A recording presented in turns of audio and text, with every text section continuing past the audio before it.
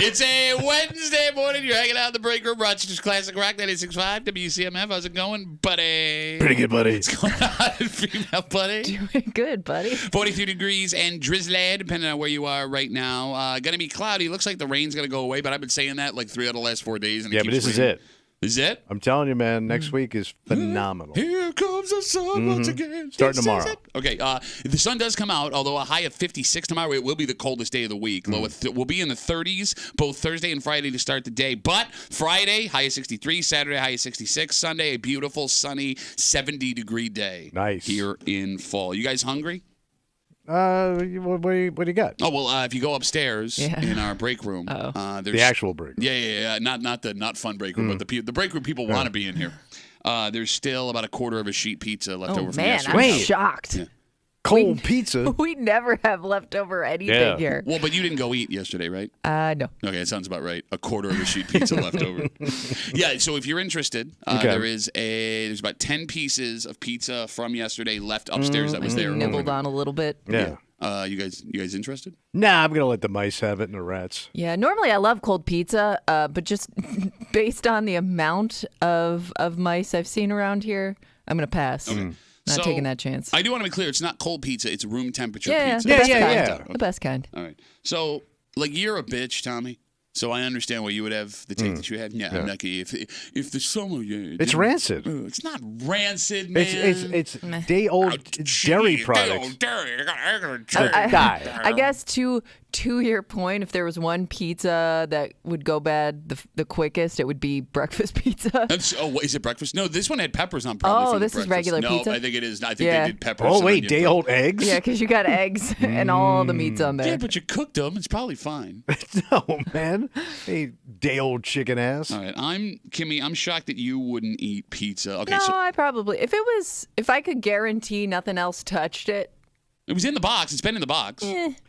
Was the mouse is going to lift up the If box, it was get in my inside, run house, around, I'd and They get eat out? can get in a box easy. Yeah, your mom's.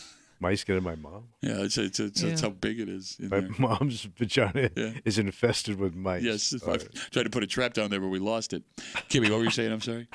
Yeah, if it was outside of this building, like if it was in somebody's home, I'd Okay. eat it. All right, so it's just the building. I think it's just the building. It just kind of grosses me out. So if this was at your house, you would eat it if it was left out No, overnight. Oh no. my God, why are you such a pizza puss, bro? I You are such a pizza I puss. toss like my wife will buy pizza when the kids come. Yeah. And we never finish it, right? Well, you wouldn't eat it anyways, right? Like even No. if it was No, good, he's not going to eat even if pizza. it was fresh. But then Kimmy, she'll- he's not going to eat pizza. So when we don't eat it, I always say just throw it out. And she does this thing. Now I'm going to freeze it, and we'll have it later. Ooh, I don't know about freezing it. It'll sit there for Yeah. a month, and then we just toss it. So I am for. I ain't eating the day old. I ain't eating frozen old ass pizza. Just get rid of it. Okay, bro, you don't throw away pizza. That's like a venial sin. What's a venial? It's like the top of the top sins. I thought it was mortal. Also that. So if I murder somebody or if I throw out the pizza, it's the same mortal sin. Not to go all theologian, but I think those terms are interchangeable. Okay, all right. I didn't Well, know. I haven't sat in a theology I class. haven't since my gone to church senior- in years. Senior year of high school, so forgive me on that one. But no, like, All right. look, man, there's never been a piece of pizza that's been left out overnight that I've looked at and said, no, I don't want that. Yeah, but you grew up poor. I get it. You ate off No. the floor. I didn't eat off the floor. Your mother's cooking wasn't great. I mean, and that's you saying this. So you weren't raised with a good diet. Your mother cooked with lard. Yeah. Good, And I'm just healthy talking about your lard. father when he was helping her out. No, I mean, bro, I'm not the weird one here. You are. Yeah. Way more people than I don't eat. not. I'll tell you what I don't eat. What? Po.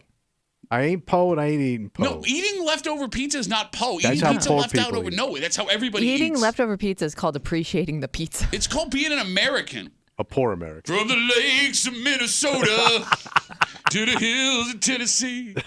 No, man, like, I find it weird, this, like, privileged ass bubble you live You in. just throw it away. I couldn't bring myself to throw it away. Like if it was still good, you know what I mean? Like if I just bought it for dinner and then like 9 o'clock rolls around, I'm like, well, better toss this whole pizza. Yeah, that's I can't. Like, if I don't- I couldn't bring myself to do it. Like if my wife doesn't finish something right for dinner, she goes, "Well, I'll have it for lunch tomorrow." If I don't finish it, phew, Done. How do you? I'm not eating stale ass sitting in Tupperware dried out chicken. Drives me nuts. Bro, you can Give it to the dog. So, bro, just put a little sauce on it if it's that dry. It's sauce. What do you What? think? Everything sauce cures everything? Oh God, what could that? What kind of sauce could you put on a chicken that would taste good other than any sauce that ever existed? You idiot! No, I don't like leftover stuff. I don't like stuff in the fridge from yesterday. Like you have caviar tastes on ramen budget. Like Yeah, you have probably. no money, you don't own a house, you're not good at your job, you're ugly, and like you keep saying these things. They keep throwing stuff away. You're throwing stuff out. No, thank you. No, you're like those scam artists, right? That like pretend to be like Middle Eastern princes, right? And it turns out like you were collecting like benefits a month before, but you're still living this high life. And my wife goes, it's so wasteful. It is so wasteful. People are starving. Well, I'm not walking it over to their house. What good's it doing sitting in the refrigerator? I ain't gonna eat it. 252 WCMF 252-9263. There's leftover pizza from a party yesterday. We had a grand opening of our new conference room. A room. Welcome to the room, ladies and gentlemen.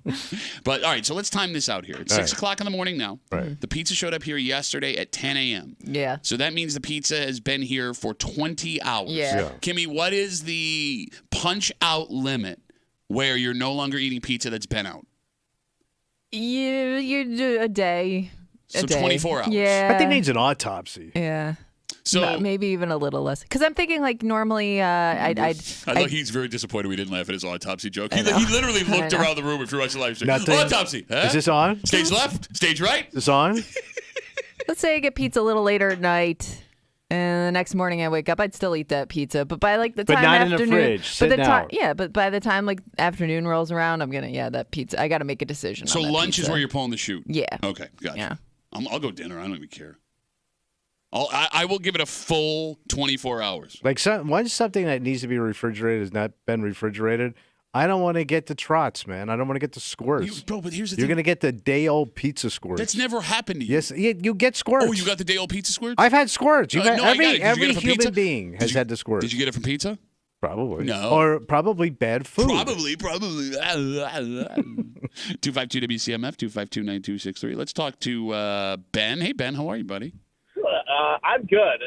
Can I stop by and get that pizza because I'm hungry? Yeah, Ben, we'll leave it outside. You got to fight off one of the raccoons waiting out front of the door. And 3 bombs, right? But Well, are you coming? no, Because that'll be 4.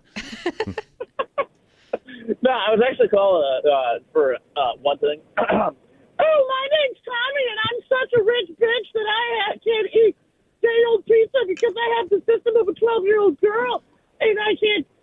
I lost it. I'm sorry. Ben. You know what I hate tried, too? man. What's that? Day-old callers. Stale day-old callers. You got to put your Ben in the fridge?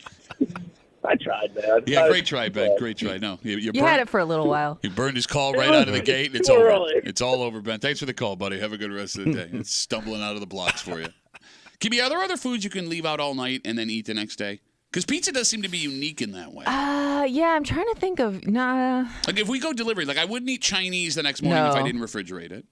I don't think I'd eat a sub the next morning if It'd I be didn't. too no. soggy. I think it changes it doesn't get better with as it sits out, whereas pizza somehow does. I can't think. Yeah, because like burger, I wouldn't do it. No. Yeah. Hot dogs. No, like rice on a Mediterranean dish will get like all stale. No, it'd be Yeah. like a block. That's what I mean. Yeah, I So I'm think. trying to think of foods that you leave out for a while, just like if you're at like a picnic or something, like the pasta salads, stuff Yeah. like that. But I'm not. That stuff goes bad. It's got Yeah. mayonnaise in it. Yeah. No, I got mayonnaise. No. Mayonnaise gets It bad. bad. Do you realize Do how many you people know? die in the summertime from eating rancid salads? Please tell me. Because they leave it out with the mayonnaise Well, in the heat, and they get bacteria, Uh-huh. and it gets into your butt. Sure. And then you die of a butt squirting disease. I don't think How you're are eating you it right. Damn it! I'm sorry. Sorry.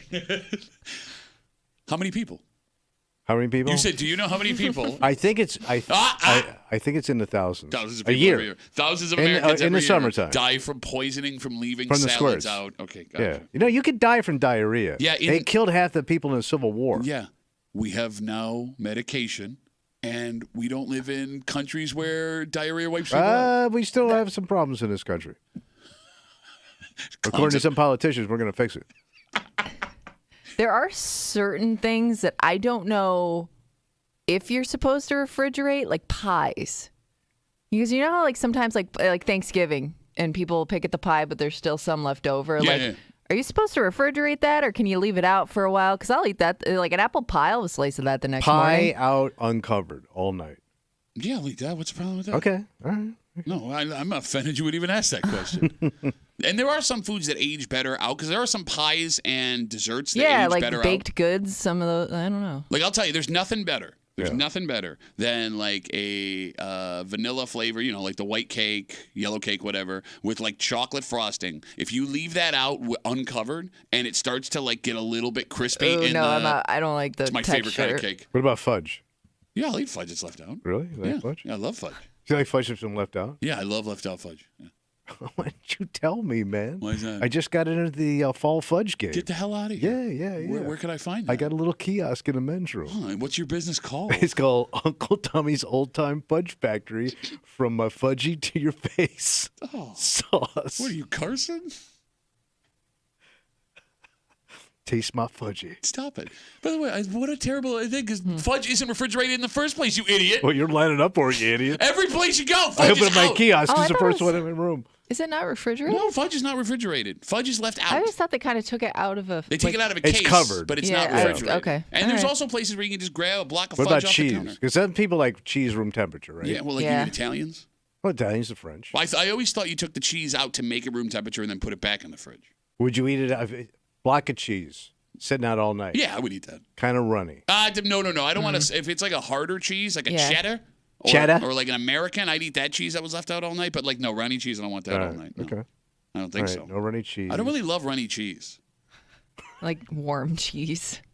I don't get the whole. I brie. like soft cheese. Look, we've come into this like new phenomenon of like, Cheese. what do you call those boards? Charcuterie. Thank you. Yeah. Where like people Mm-hmm. that don't have class like want to pretend they have class, so they like put out all kinds of cheeses that they don't Well, there's understand. always stuff on there too that I'm like, am I like, I don't need the olives, you know. I don't. What I am I just, I supposed- just want the cheese. I'm just here for a cheese What about and the cracker. salamis and all the meats? Oh yeah, I love that. Like I'll put that Yeah. on Room for- temperature. Yeah, I'll eat that. No problem. Day old, sorted salty meat. I thought that was okay because that's how they treated them back in the day. To I not think refrigerate. you're all right with that. Right, like the salami. That's why it's all salty and Yeah. stuff. The capicola or all that stuff. All right. What Hot am I, ham. What am I supposed to do with the raisins on those boards? Throw them I out. don't know. No, No, like- but, And don't but to his invite that point, person like, back. are you supposed to eat the raisins with a certain type of cheese? Because it's just always in like a little pile there. Because like I understand if you like took a ride on the Titanic and wear a tuxedo after 6 o'clock every night, why you would have a board of cheese and nuts and raisins and fruits and things like that, right?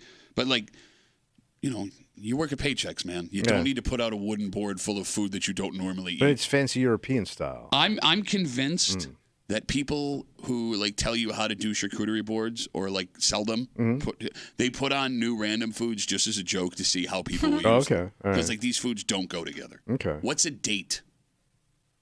Oh, the dried fruit. Is that what it Yeah. is? Yeah. I've never heard of a date before in my life until Really? the charcuterie. Where does a date come from? So I know Italians love to eat dates Yeah. and figs that are dried. My old man used to Figs. eat them all the time. Okay, it's the stupidest thing.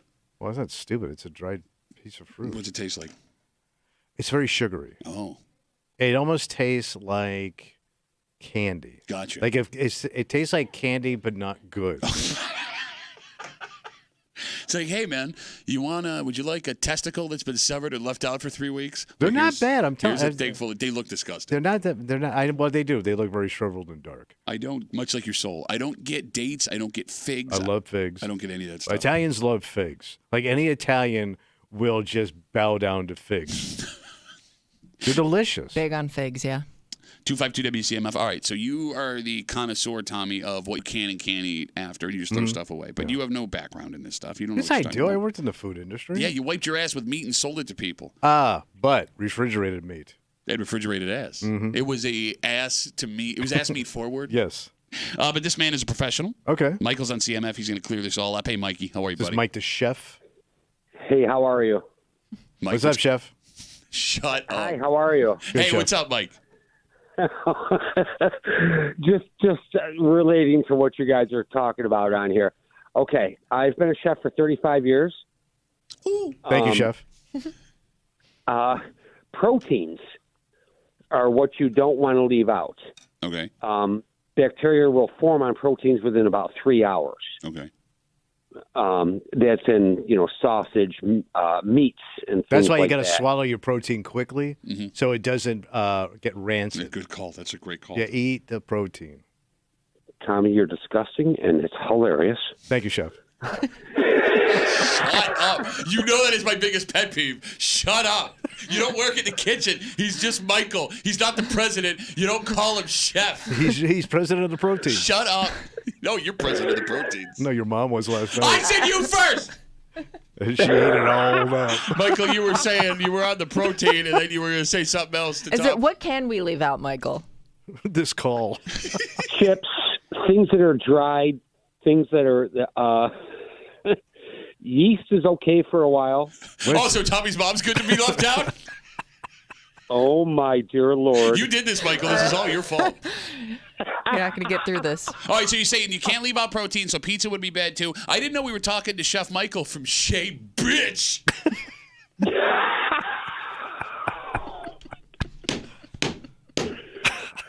Okay, I do have to say that you guys are hilarious. Thank you, Michael. All Thank you, three Chef. of you. All right, Michael. All right, so anything essentially that you're going to cook with, like, how do I give me just a general, like a one sentence rule what I can eat left out. No protein. That's it. No meat. Okay. But pizza would be okay if it doesn't have meat on it?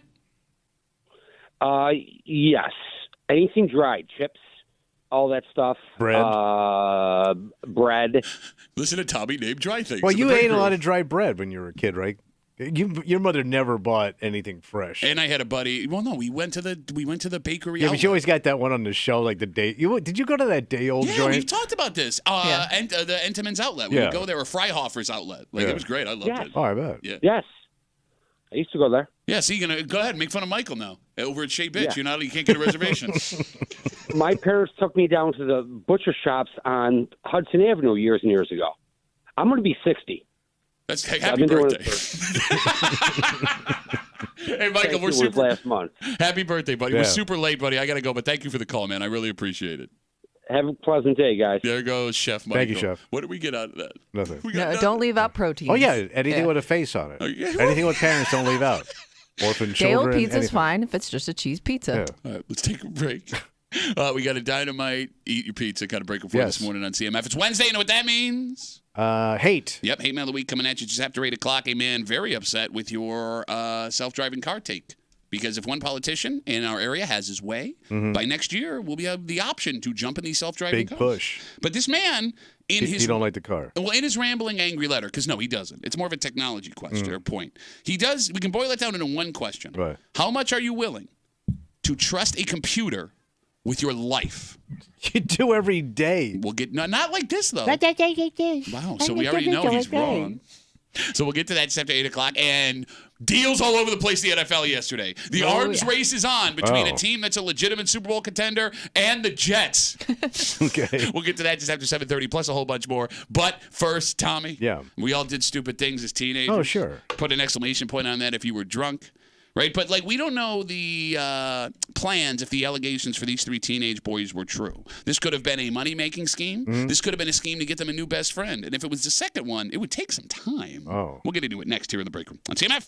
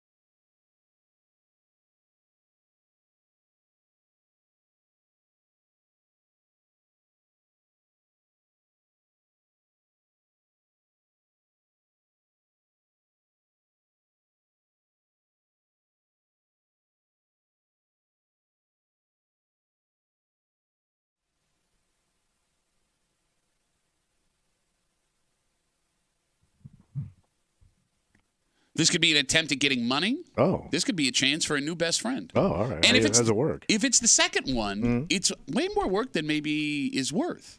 I mean, if you were able to get away with this without getting arrested, which according to police, these 3 kids were not, how long would it take to make that dog your dog? I mean, an actual dog? Dog. A living dog? Dog.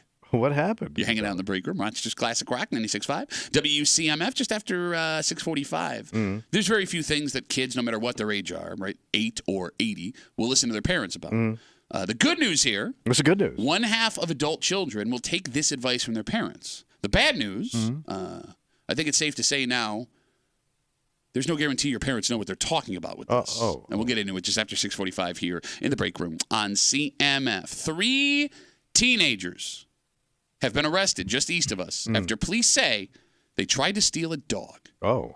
The 3 men, kids, whatever, they were accused of breaking into a building early one morning and taking the pooch. Now, the good news is... What's the good news? Police quickly located the suspects. The dog was returned. The dog's totally fine. Everything is back to normal. That was all they took was the dog. Just so they the dog. went there for the dog. I don't know if they went there for the dog. I don't know if they were horsing around and they saw the dog and they took the dog. Who knows? Yeah. Right. But the bad news, at least for the teens, not only are they facing charges for theft, they're also facing charges for underage alcohol consumption, meaning they could have been drunk when they allegedly swiped the dog. Okay.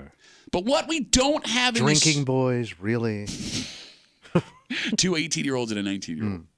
What we don't have in this story, Tommy, is what they planned on doing with the dog if they stole it. So we don't know what kind of dog, like if it's a super expensive dog. Right. No idea. We That's just I mean, there's dogs that amazing. go for like 10 G. Sure. Because we've seen stories where people steal those expensive Right. dogs. Those Tommy. French bulldogs. Like take them right from them when they're walking. People 'em. getting shot. Yeah, and they try and resell the dogs. We've also seen people steal dogs to make them their own dogs. Yeah. So let's talk about the second one here, because who knows what kind of black market dog channels these 3 teenage boys had, right? 252-WCMF, 252-9263. How long would it take to make someone else's dog your dog? Oh. At what point does the dog eventually decide, you're my new owner and I'm following you around now? Well, I guess like feeding it helps, right? Okay, Treats. yes. Treats. Okay. Yeah. Okay, Like, but once it knows that you are now its source of survival. Yeah, spoiling. Okay, but here's the thing. So my neighbor buys treats just for my dog, and my dog will walk over to the property line and wait for my neighbor to come outside to get treats, right? But my dog knows, my neighbor gives it way more treats than me, but my dog knows when I go, hey, come inside, the dog follows me inside. Right, it's learned behavior. Exactly. But you could teach that, he could teach that dog the same move. You think that there could be a day if my neighbor wanted to, he could steal my dog just with treats? Well, I don't guess know, if he steal it started- with you next door, no. Yeah. But like if you weren't around, once you're gone, I mean, I think they just attach themselves to the next thing they consider like their pack. Okay. So I mean, they're pack animals. So how long would that take then? I bet you it wouldn't take long at all. A couple days, couple weeks, couple months? Well, think about it. Have you ever watched somebody else's dog? And then yeah, they just I watched kinda- your dog. Hey, but they just start hanging out with you. Sure. Yeah. Like they're in now you were in my house, but like if Yeah. you took that dog to your house, within a week that dog's figuring out, oh, all right, this is my new bed, this is my new food. Okay. Yeah, it's nice. Everybody's nice to me. I get petted. Okay, so then why do you take They just want attention. So then why do you take the relationship you have with your dog so seriously if it will literally abandon you in days because someone has ham? I don't know. Right? Like the Well, way no, we humanize our dogs. You're absolutely right. Yeah. I agree with everything you're saying, but you two get very weird when I point out that it's not a member of the family. Well, it's it just is it's an funny. animal. Like you had the most dogs in this room, Yeah. but you have the least amount of appreciation for said dog. I love my dogs. I understand. Now, No, you got to put them in their place, though. okay. Like you don't have any heartwarming stories about your dogs. It's always my dog is stupid. I do have the dumbest My basset dog hound. is mean. Yep. My dog is smelly. Yeah, my dog is my basset Worst hound. children's book ever. Well, no, but I'm also the only one that has kids, so like I understand the difference between. My wife has children Yes, she does. and grandchildren, Yes. and our dog has its own closet and gender appropriate outfits and toys. But that makes sense too, because she's an empty nester and she has a lot of love to give. But after giving she's all got that love. grandkids. If your grandkids moved into your house, that dog would be living outside. I don't think so. Okay. I'm telling you, man.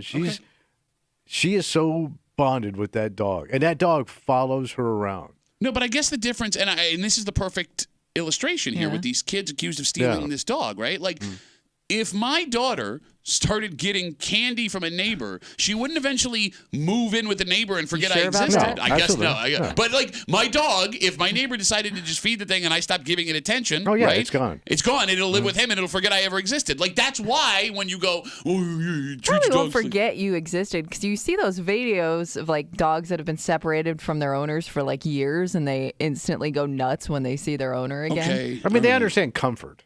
Sure. They don't actually love you. You're just part of their team, their pack. Man, Tommy's getting really dog depressing this morning, huh? Because Kimmy's like having a realization as you're talking. Oh no. Oh no. Well, no, I mean, I get that it's, again, it's like a survival instinct. Like they're going to go with the place where they're being fed. It's all and about survival. He housed. loves me, but it's about survival. He I loves will me. say this, and I love my dog, but she is just a slutty little bitch for belly rubs. Whoever wants to rub that belly, she's going to roll over and spread her 4 legs and have at it, man. Okay. 252 WCMF. I said it. 263. We're talking about these 3 teenage kids just east of us, 2 18-year-olds and a 19-year-old. They were arrested after police say they broke into a building and stole a dog. They're also facing charges for underage alcohol consumption, so they may have been drunk when they did it. Good news is police got the dog back quickly. The dog is safe, but we don't know why they took it. And if they took it just to have a new pet, there is a massive flaw in that plan. What's that? If the allegations are true. If they were going to keep the dog, they would have to be from out of town. Yeah, probably. Yeah, 'Cause you're if- going to see that dog again. Exactly. Like the odds the person who had the dog stolen sees their dog eventually is pretty high. So what the hell are they going to do with it? I mean, well, they were also, if they were drinking. I mean, Oh, true. you know, I thought they were going to try to either sell it or give it to somebody as a gift. here's a grown dog. So a grown-ass dog. Happy birthday. Yeah. By the way, it needs to be bathed. But even selling it would be tough, right? Yeah. Because like 3 teenage kids, what are you going to do? Go across the country to sell this dog? I was going to Yeah. say the first thing I would think the cops would look for Yeah. when there's a missing dog is the ad on Craigslist. Yeah. Not to mention, like they have those dog chips now, right? So Yeah. even if someone suspects, If you have that. But there's how common is that? We didn't chip our dogs, did you? Yeah, but I think we did. I don't want the government knowing where my dog is at all times. Yeah, when we had her fixed and chipped. Gotcha. Chipped and fixed. See, because I haven't chipped my kids yet either. Another difference as to dog versus children. Can't chip your kids.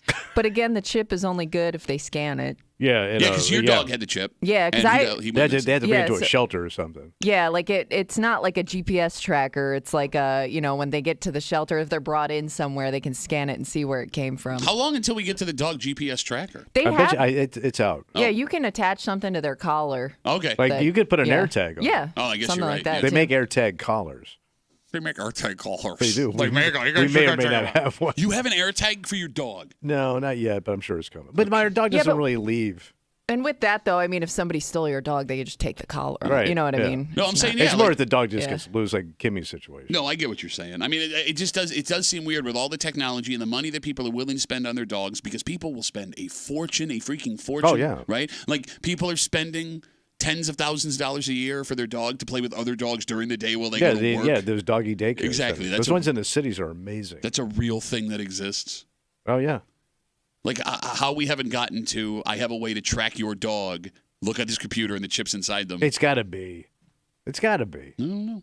Like it's under their skin. Yeah. All right, so I mean, just keep in mind, right? Love What's your that? dog, right? The dog's do. loyal to you. Spend all the money on Yeah, it. Sure. Until somebody else gives it ham, in which case you're now out. You're out. Finding a story where the majority of kids listen to their parents is surprising. Yes. And when I say kids, it's a little bit misinformed because these are adult children with their older parents. Yeah. But 54% of adult children say they will take their parents' advice on this. And it's always good to pass down wisdom because, the people that came before you, they've lived longer, they've seen more things. Wisdom. Yeah. This might be the only area where the wisdom Don't could work. hurt. It don't work. Well, look, I mean, this changes very quickly. Right. And there's no guarantee that your parents were good at this to begin with. So, like, how do you know if you should take your parents' advice when it comes to this? Oh. And we'll get into it next here in the break room on 96.5 WCMF.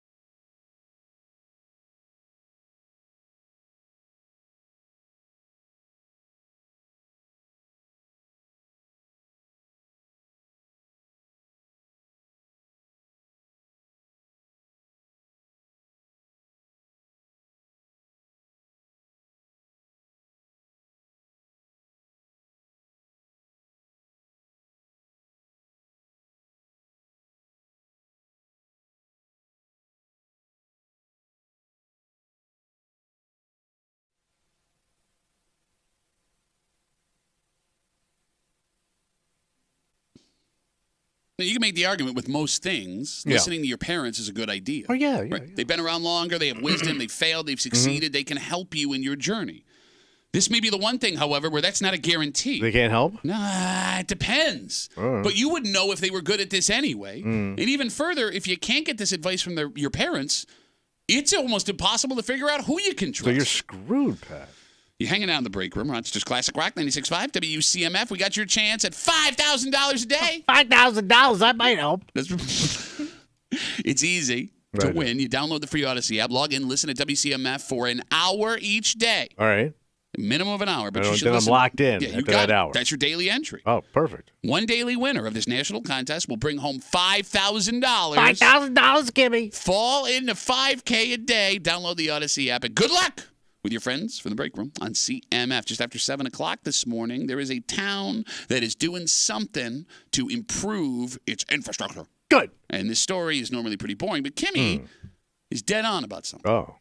There are ways you can tell a town is high end. But I'm not talking nice houses. We're not talking fancy restaurants. Subtle little things. Very simple sign, really. It's in the details. Yes, and this is one of those details. Oh, yeah. Wow. And we'll get to it just after 7 o'clock here in the break room on CMF. A new study What'd they say? says that over 50% Wow, almost half. of adult children will take advice from their parents on finances. Yeah. I mean, my old man spewed it constantly, whether you wanted it or not. Oh, no. Like, I went to my parents. No, you will take that advice. Not that your parents will blah, blah, blah, blah, blah, because every parent's going to tell you what you should do about everything, no matter what your age is. What's insane is over half of Americans will take that advice as adult children from their older apply parents. You got it. They will use that advice. Yeah. And like this study's, Tommy, it's a little bit hard to wrap your head around because half of adult kids listening to anything their parents say, regardless of age, is pretty impressive. Right. It means we trust our parents with this thing a lot. But financial advice is a hard realm to get from your parents. Yeah. And like Kimmy's the first one that's like, yep, absolutely. Well, yeah, no, totally. I mean, but I guess it makes sense that you'd go to your parents because you see their situation firsthand. So I guess go ahead. Do you? I mean, you know how you grew up, right? Okay. And that's your normal. Yeah. So you Right, think, like, right. this is what you do with money because that's what your parents do with money. And everybody, for the most part, thinks they're really good with money. Yes. Even though we're all broke, we got less than $400 in the bank. Yes. And everybody's got credit card debt. We all think we're really savvy with money. Like I think the problem is more not so much like maybe your parents did do well and they maybe it worked Your old for man's them. good with it bank. worked for them, but that what worked for them may not work for you. Okay, so let's break this down Yeah. into a couple of different ways this may be a problem. And again, the phone number is 252-WCMF, 252-9263. Why taking that financial advice from your parents, even if they're good with money, could be bad? Because one, there's the idea that your parents are just bad with money, right? And if I'm getting bad financial advice from somebody who's bad with finances, I'm then going to end up passing that down to my kids. It's why you see families keep getting caught in this cycle. Right. And yes, Kimmy, I get the idea of, well, I see my parents in a bad financial way, so I'm going to avoid what they do. But there are also a lot of people in their 40s, 50s, and 60s that are for the first time finding out as their parents can't retire or need money for medical that maybe they weren't in the financial position. Came up short to begin with. Exactly. Like your aunt, for example. Yes. Yeah. You thought she was loaded. Oh, yeah. You were waiting for an inheritance. Bragged You were making about it all the trips time. to ensure your inheritance. And so my oldest niece from one of my sister's kids, she's phenomenal with money, really buttoned up, smart. But she learned it from watching my sister being an incredible F up with finances. Like she went in the opposite direction. Sure. And the other two didn't. Her other two kids are a disaster with money. But my one niece watched her mistakes and learned from it. So it did work for her, but that's not what my sister was intending to do. But the bigger problem, and it's something that Kimmy just touched on, Yeah. your parents may not know what they're talking about only because things are so different now. And case in point, buying a home. Because Kimmy, your dad is really good with money. Yes. And he imparted that advice on you, and now you're really good with money. She don't spend. Look. Chintz ass Kimmy. Oh, my God. Screaming chintz. That is an Etsy sweatshirt if I've ever seen one. Yeah. Nailed it. But you said when you were buying a house, Yeah. it was really difficult to have conversations with him only because of how different things are now compared to when he was. Yeah, I mean, my dad, even just looking at houses, was giving out advice based on, when he was doing the same thing, 20, 30 years before that. So, yeah, it was kind of hard to be like, I trust his advice and stuff when it was just so different. And it was dated. Yeah, it was dated, and it just didn't even make sense anymore. I mean, think about the difference of 30, 40 years ago compared to now financially, right? Like, especially in this town, there were lots of jobs that had pensions, so you didn't have to save for retirement. No. Well, that's a thing you would have to do. You had nice bonuses coming in. Yeah, exactly. Like there was the ability to pull money in was there where it is not there anymore. Yeah. And I understand why it would be hard for someone now in their 60s, 70s, 80s to wrap their head around the fact that doesn't exist anymore. I mean, hell, Tommy, we take phone calls and get Facebook messages from men and women who just simply don't believe it. Yeah. Right? This is what I did and this is what you should do. I mean, it'll bankrupt you now, but it worked for me back then. But even like my old man's advice, like, remember, because my brother kind of went into business for himself, right? Yeah. Like my old man did. And like my father would give you this advice, and if you listen to it, you would never go into business. For example. Well, first of all, you need a year's salary in the bank.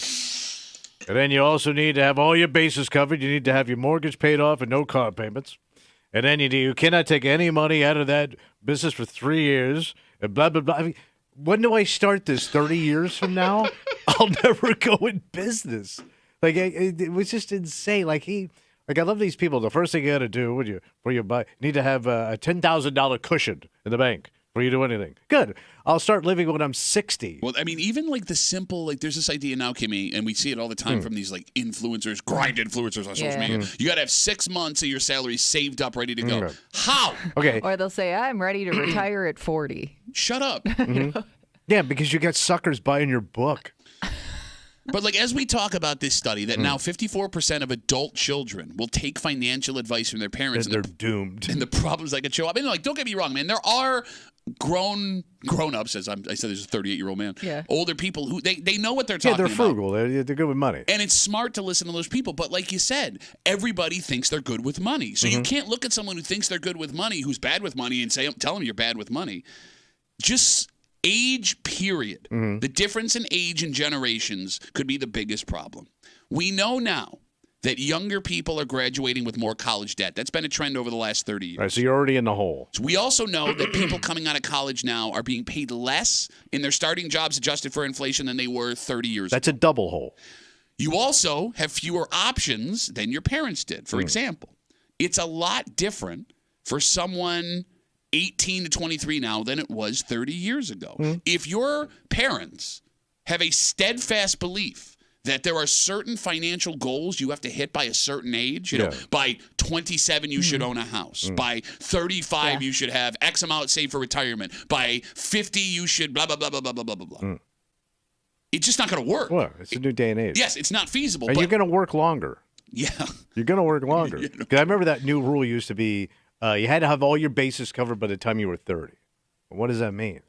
To your point. Yeah. House, car, paid off, blah, blah, blah, blah, blah, all that crap. But the idea of I did it so you can do it is It's a really hard rock to crack for some of these older folks. And some people are just, I'm hardwired to be broke. I'm self-indulgent. I'm greedy. You got no talent. I have no talent. No, yep, ugly. I have no support from my friends. Stupid shoes. Yes. Can't steal from work anymore. Yeah. I am bad. I'm just my personality. There's two types of people in this world: savers and spenders. Sure. And very rarely do you meet one that's kind of in the middle. You know, that everything in moderation. I'm not that person. I'm with you, buddy. I'm the same way. Like my wife's a saver. You know, don't throw it out. We could use it later. I'm like, get it out of here. Yeah, Take it up room. Toss that pizza. You're chucking half pizzas this morning. It's gonna leave a ring on the counter. Get rid of it. I do think, though, that there are, older people you can learn from, and it's the people who did make mistakes and did do it wrong, but they would have to be willing to admit where they went wrong to learn from it. And I don't know what percentage of people that is. Look, I have a lot of people in my life that are older that made a lot of financial mistakes. And those Like, if they could point to you and say, this is what I did wrong, don't do this, or, I thought this was going to work out and it didn't, that would be helpful information. No, but Kimmy, to your point, like it is jaw-dropping to me. Those people that wreck themselves financially, that will look you in the face and tell you why. Well, it's not what it looks like, or it wasn't my fault, or this is what you were supposed. Like, I mean, come on, man.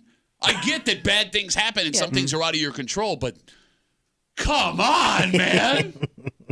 So with all that being said, What do we do? if you can't go to your parents or take your parents' financial advice, where do you get that advice from? What is a rock solid place you can go to? Because I'll be honest with you, if I pop on some financial channel for 10 minutes or I see something on Instagram or Facebook or whatever, I don't know if I can trust that because you got two people that look professional that have the same education telling me two different things. And some of that information may be over your head anyways, right? Kind of. What? I don't know. I'm not even sure what a 401k is entirely. Like, I'm not kidding when I say that. It's your retirement plan. No, I know that. And when you retire, they give you money. Okay. And then you take it and you go buy things with them. But then, I was going to say, then you get people that give you advice on that, and I'm like, I don't even know if you can do that. Like, I don't. You need to go to a good financial planner. But I don't even, like, okay. First, you must give him your money. I say, plan for my retirement, sir, because my wife and I want to own a ranch in Utah when we turn 65 and also a vineyard. Okay, I want a ranch and a vineyard side by side and 2 outdoor bathtubs. Can I say something that made me sound like the stupidest person ever? Right. So there's a commercial that runs all the time when I'm watching hockey and football. What is it? And it's for some money company, and it's about fiduciaries. And I was unfamiliar with the term fiduciary until this commercial started running. And it's this man in a suit, and he's sitting at a desk in a nice office, and it's these two older people, and they're like, well, what are you going to do with our money? How do you charge us while you're working with our money? Are you going to make money? He goes, well, see, ma'am, I'm a fiduciary, which means that I am legally obligated to only make decisions based on your best interests. Okay. And I see that commercial, and I go, says who? Like, wait, it's up to you. Can't you kind of be like, well, I thought this was in your best interest? I kind of thought all those guys were Right. supposed to be I doing know, like that. any financial planner, I would hope Nope, abides not. by the same rules. Apparently not. Fiduciary is a Some thing. guys stick it right in your fiduciary. I don't know what any of this means, and it makes me feel so dumb. I feel so like dumb. when you see that thing for reverse mortgages. Yeah. Like, and it's geared at people my age, right? Stay in your house, we'll give you money for it. And then when you leave the house, we'll let you know what we're going to do with the house. Like, it makes no sense, but I'm going to trust Tom Selleck. Tom Selleck took my house. Mr. Magnum, can I have my house back, please? All right, well, listen, if you don't know what you do with your money, if you have any money. You know what you got to do? What's that? Save your money. Well, no, because if you just put it in the bank, it's going to lose interest, Tommy. It's going to lose interest. You want to have money so you can move into a nicer place, man. Oh, yeah, you got to keep moving on up, Pat. That's right. And there are some towns where you walk outside and you just know there's money there. And when I say that, I don't mean like big fancy houses or expensive cars. Little details. Okay. Tiny little details in these towns and villages where you go, whoa. There is a town, a well-to-do town, in our area that's doing something small. Step it up, though? Here's like a the detail? thing. This story, and Kimmy hit this right on the head, is the perfect example of you can know how fancy a town is based on their this. Oh. And it's not specifically this, but there are tiny little things. And we'll get into it next here in the break room on 96.5 WCMF.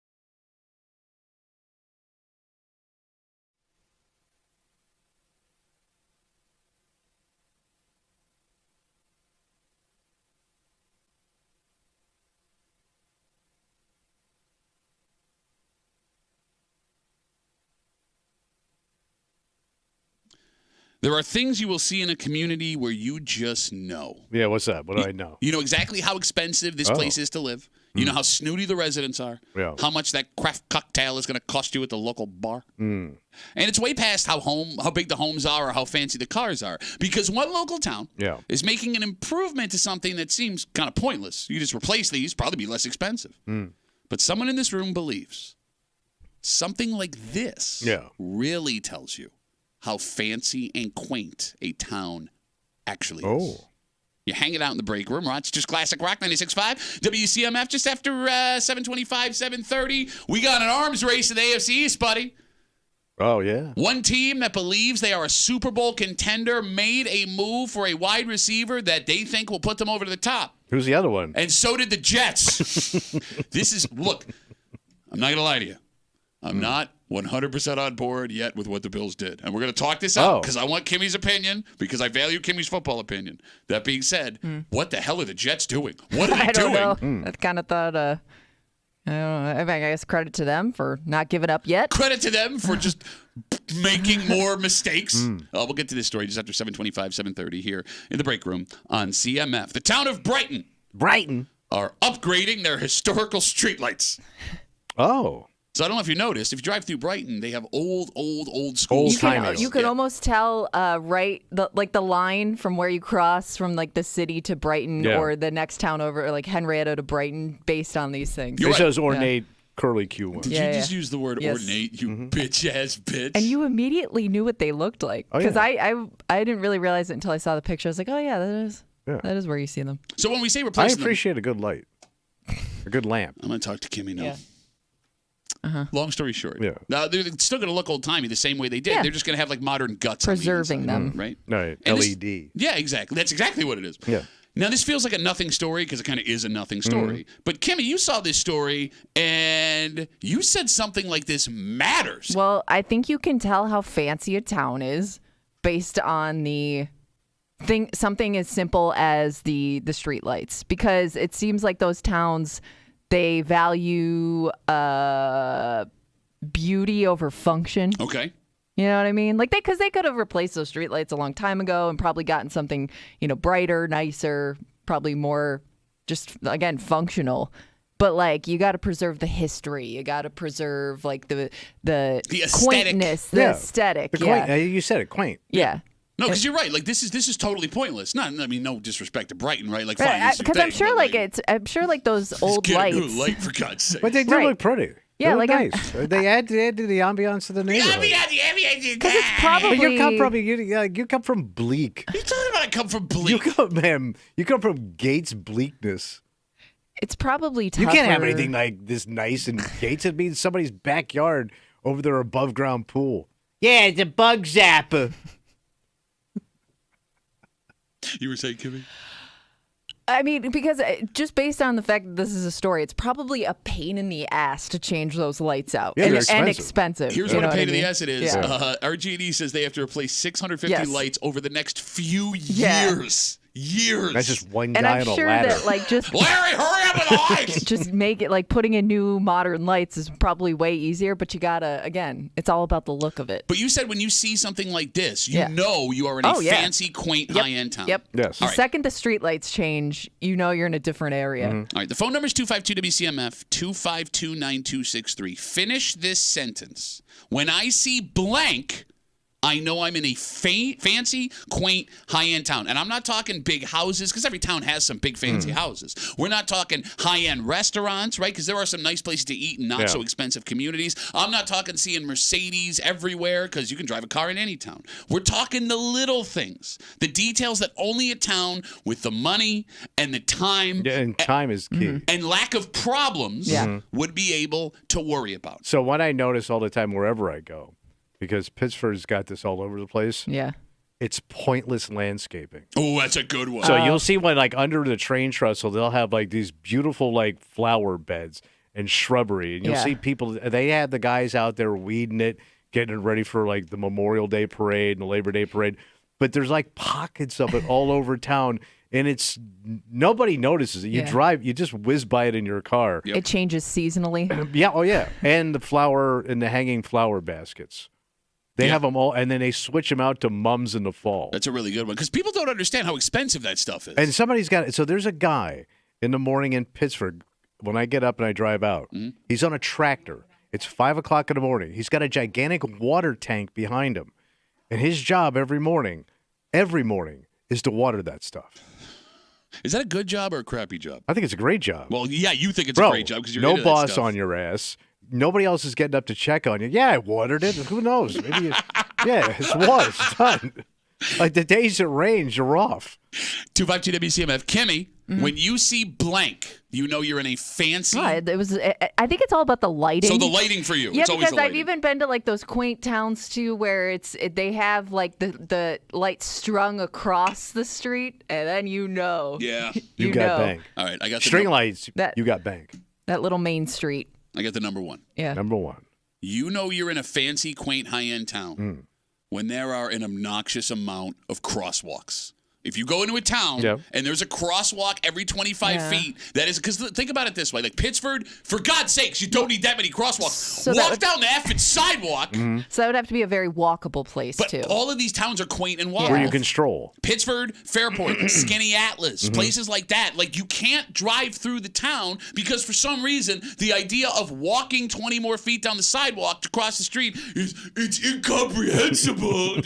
I would like to get to the Starbucks from the bakery, and I'm not going to walk that way, and then walk that way. No, it's too much. And then walk back that way. Like the city of Rochester is a far more walkable place. Yes. And the amount of distance you have to travel to find a street corner to cross the street walk a sometimes. block. And then you got to run for your life. It's ridiculous. Oh, here we go, Pittsford.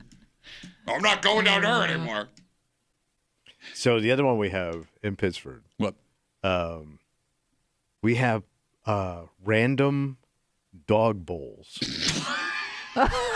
Oh, like community dog Yeah, bowls. so like when you're walking your dog, so like there's water fountains that also, there's a foot pedal where you can fill the dog bowl for your dog. They're on Shone Place, and I think they're right in the town where we have basically communal dog bowls. Is that safe for the dogs? It's a dog. Can they, you get they lick the street puddle. Oh, can I? Like, I can get a cold. Like, Kimmy just sneezed. Bless you. Bless She's you. gonna get me sick. Like, can I get? Can a dog get a cold from another dog? I don't think so. Right. I don't know.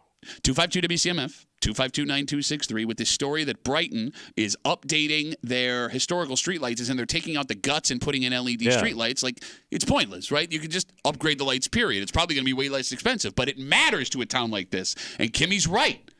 That's how you know you're in a quaint, fancy, high-end town, those bespoke lights. So where my brother lives in Charleston, so they have the douchiest lights you could have. What do you got? Gas lamps. Yeah, it's So it has a douchey. flickering Yeah. flame, That is super and they're douchey. all over the city. They also look super dangerous. Yeah, how is that safe? Because that's just like, how many Oh, gas yeah. lines does this town That's a good have? question.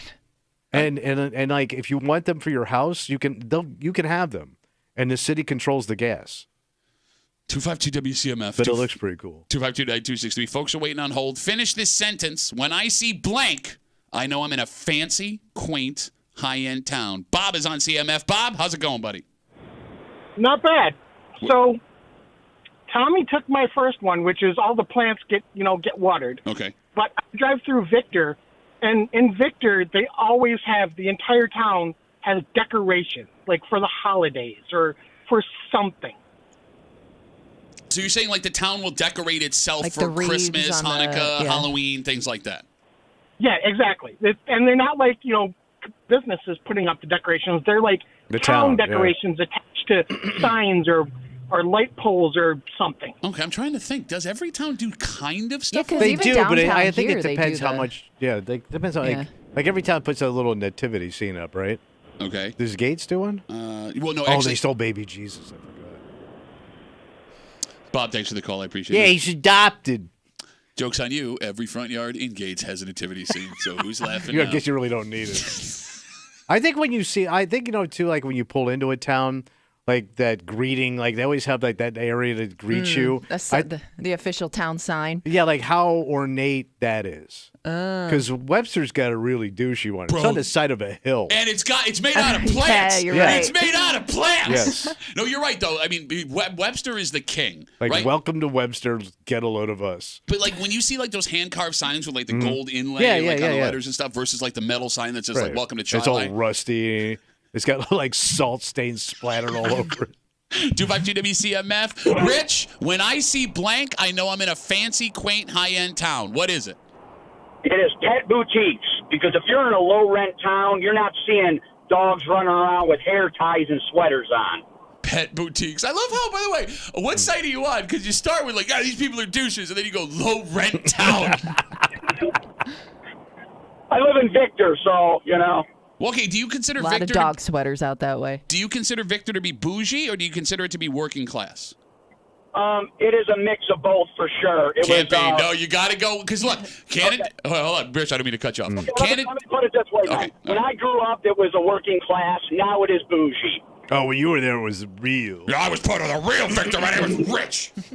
I grew up in the 70s, so, I'm up there in age. But nowadays, it's all McMansion, so I got to go with bougie these days. He's hitting all the vocab words, man. Rich, thanks for the call, but I appreciate it. Low rent McMansion. I got another one. What we got? And Webster's got a bunch. No, Pittsburgh's got a lot of these. Plaques? Kind of. Oh. Dedicated benches. Oh. What do you mean by dedicated? So it'll have a great. plaque like people that spent money or for that bench to be there. Yeah. Okay. Like that was like their favorite place. And I think they donate money to have their name on that bench. And Like it'll in be like a memory gold, of, yeah, like a or- brass plate Oh, I know what with you're their talking about. names on the bench. Yeah. Okay, but that makes sense because the people in the money would have the town to blow, or have the money to blow. Blow on after, a bench. Yeah, bench blowing, which is one of your mother's favorite pastimes. Well, she's got a plaque. Yeah, well, no, she got plaque all over her teeth from them. It's good. Bench blowers. 252 WCMF 252-936. We'll get back to the phones in a little while. We're talking about the itty bitty little details. I know when I see blank, I know I'm in a quaint, fancy, high end town. Steven writes us on Instagram when there's an obscene number of roundabouts. Oh, like going up to Seabreeze. Yeah, fancy. Well, okay, but that's Seabreeze got a Yeah, ton. there are a lot of like Brockport has a lot of roundabouts, don't they? I don't know if I associate that with like fancy. yeah, because like I wouldn't look at like where like going out to Seabreeze. That's more of a working class area. I mean, Henrietta Brighton kind of has that one going towards that diverging diamond thing I that hate they that built. thing. God, I mean, I've been trying That to is use. one of the most confusing things I've ever seen. I'm glad you said it because I've been using it for years and I still get nervous No, driving. because you're in it. driving, all of a sudden, what is this, British rules? We're on the other side of the street, but it's working? Steven, I'm going to say no to your stupid take on roundabouts. Because, like, roundabouts would be hard to do Yeah. because they're new. And, They're like, modern, these yeah. new towns don't add a lot of modern stuff. 252 WCMF. Let's talk to Barber. Hey, Barber, how are you, buddy? Morning, guys. How about if your village is able to afford to keep rebuilding a bare water fountain? Oh, yeah. All right, hold on. Let's talk about that. Water fountains in general. Do you consider Geneseo a bougie town? Nah, it's the college. If it didn't have the college, maybe they would concentrate more on their arts fair and stuff like that. But Okay. Because like but I lived in imagine? Geneseo imagine- for like 2 years. I mean, it's a nice place. I liked it. I didn't really consider it bougie. No. Right? No. I mean, there's a lot of country out that way, too. Yeah, they've gone country. Yeah, Look totally at that country. Can you imagine if they had a gas light above that bear every time it gets hit? Don't give Well, him any ideas. You know when it's hit. Barber, thanks for the call, buddy. Have a good rest of the day. I got a good one. What's that? And it's a very subtle change. When you go to a town, Yeah.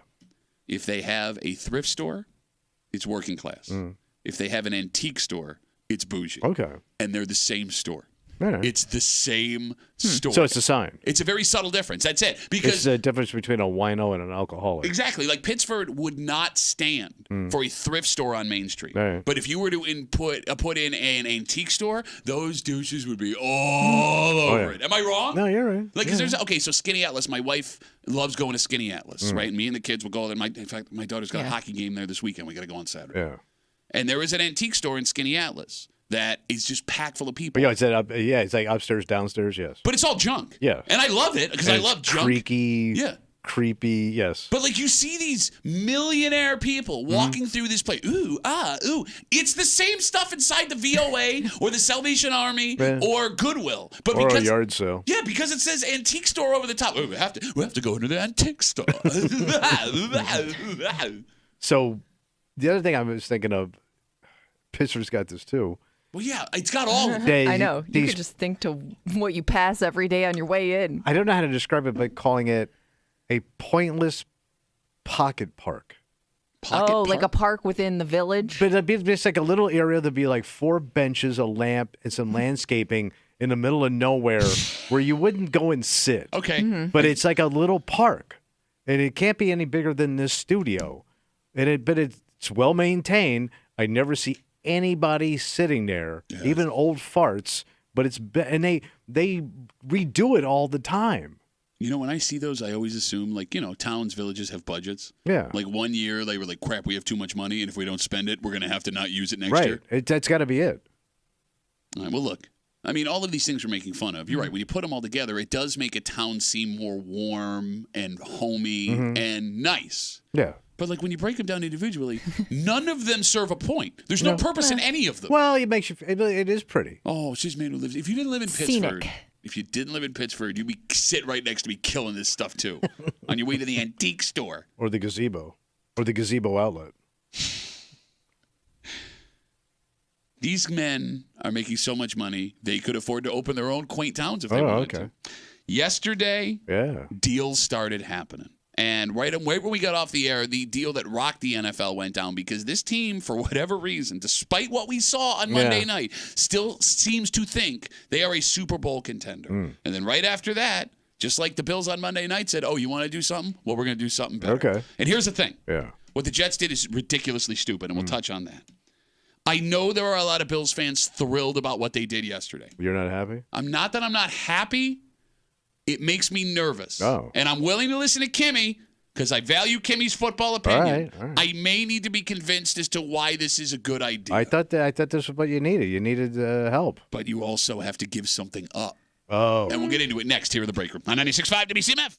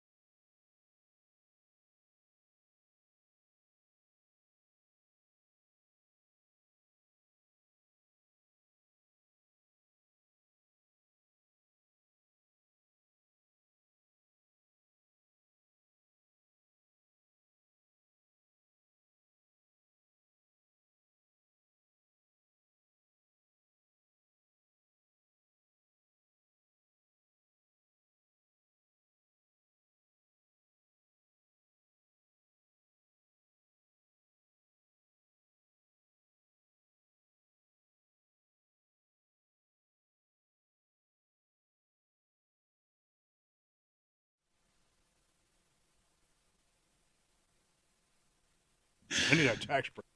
On the air, the Bills and Jets went at it on the field boy. Monday night.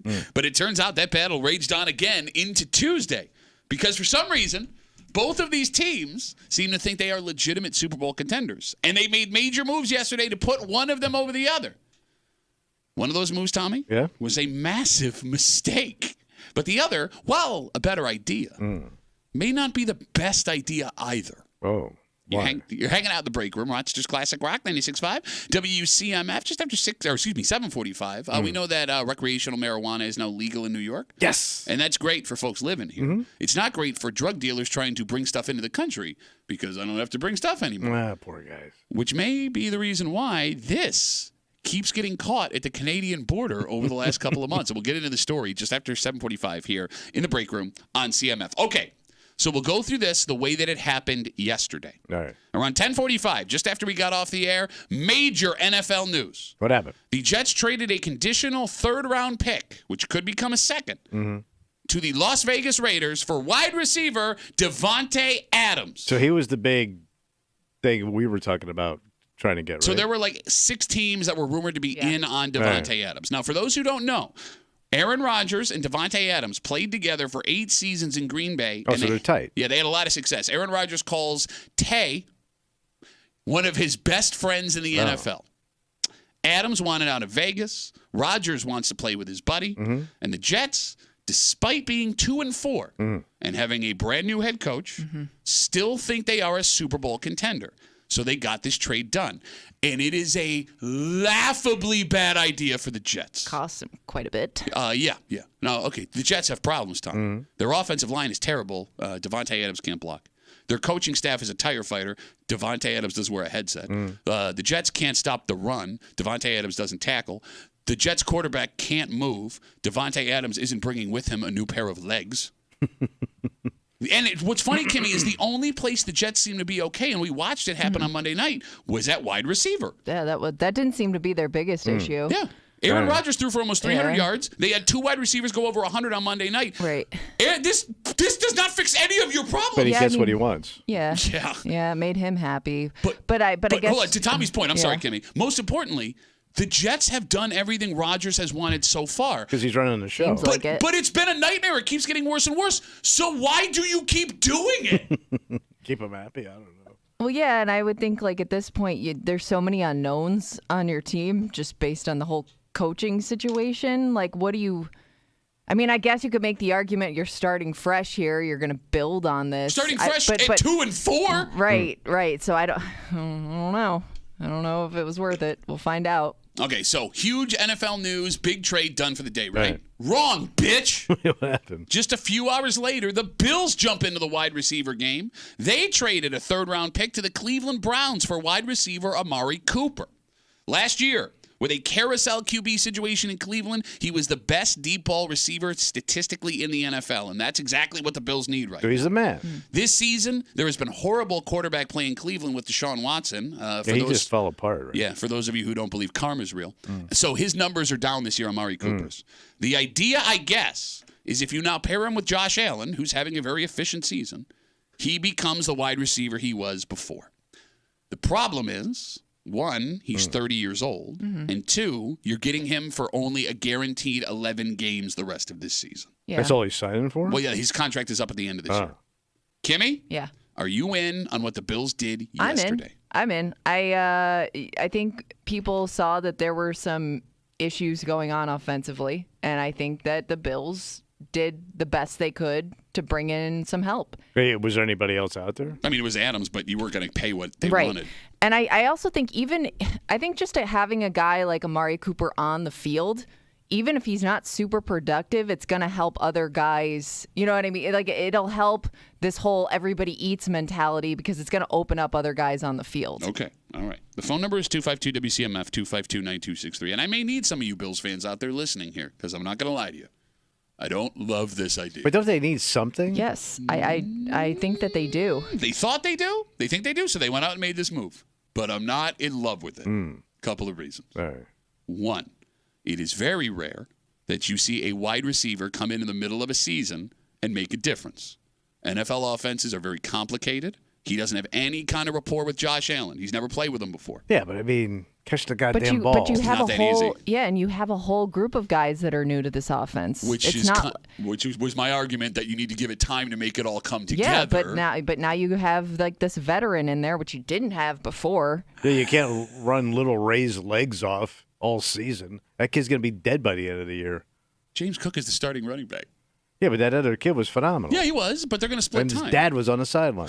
But his dad looks like he could play. Hey, get that guy in Are there. you talking about Frank Gore? You're talking about Frank Gore Jr. Ray Davis was the one who was had to be adopted. Yeah. I thought there was like some father down there. Frank Gore, Yeah. who played for the Bills. They His son, pulled Frank Gore Jr. up from the practice. he Oh, didn't- I thought that was his dad. No. Well, I don't know. Yeah, no, you're only our football expert. It's okay. No big deal. Well, I don't know every side guy. No, all you had to do was listen to what they were saying. Well, he's got adopted dad.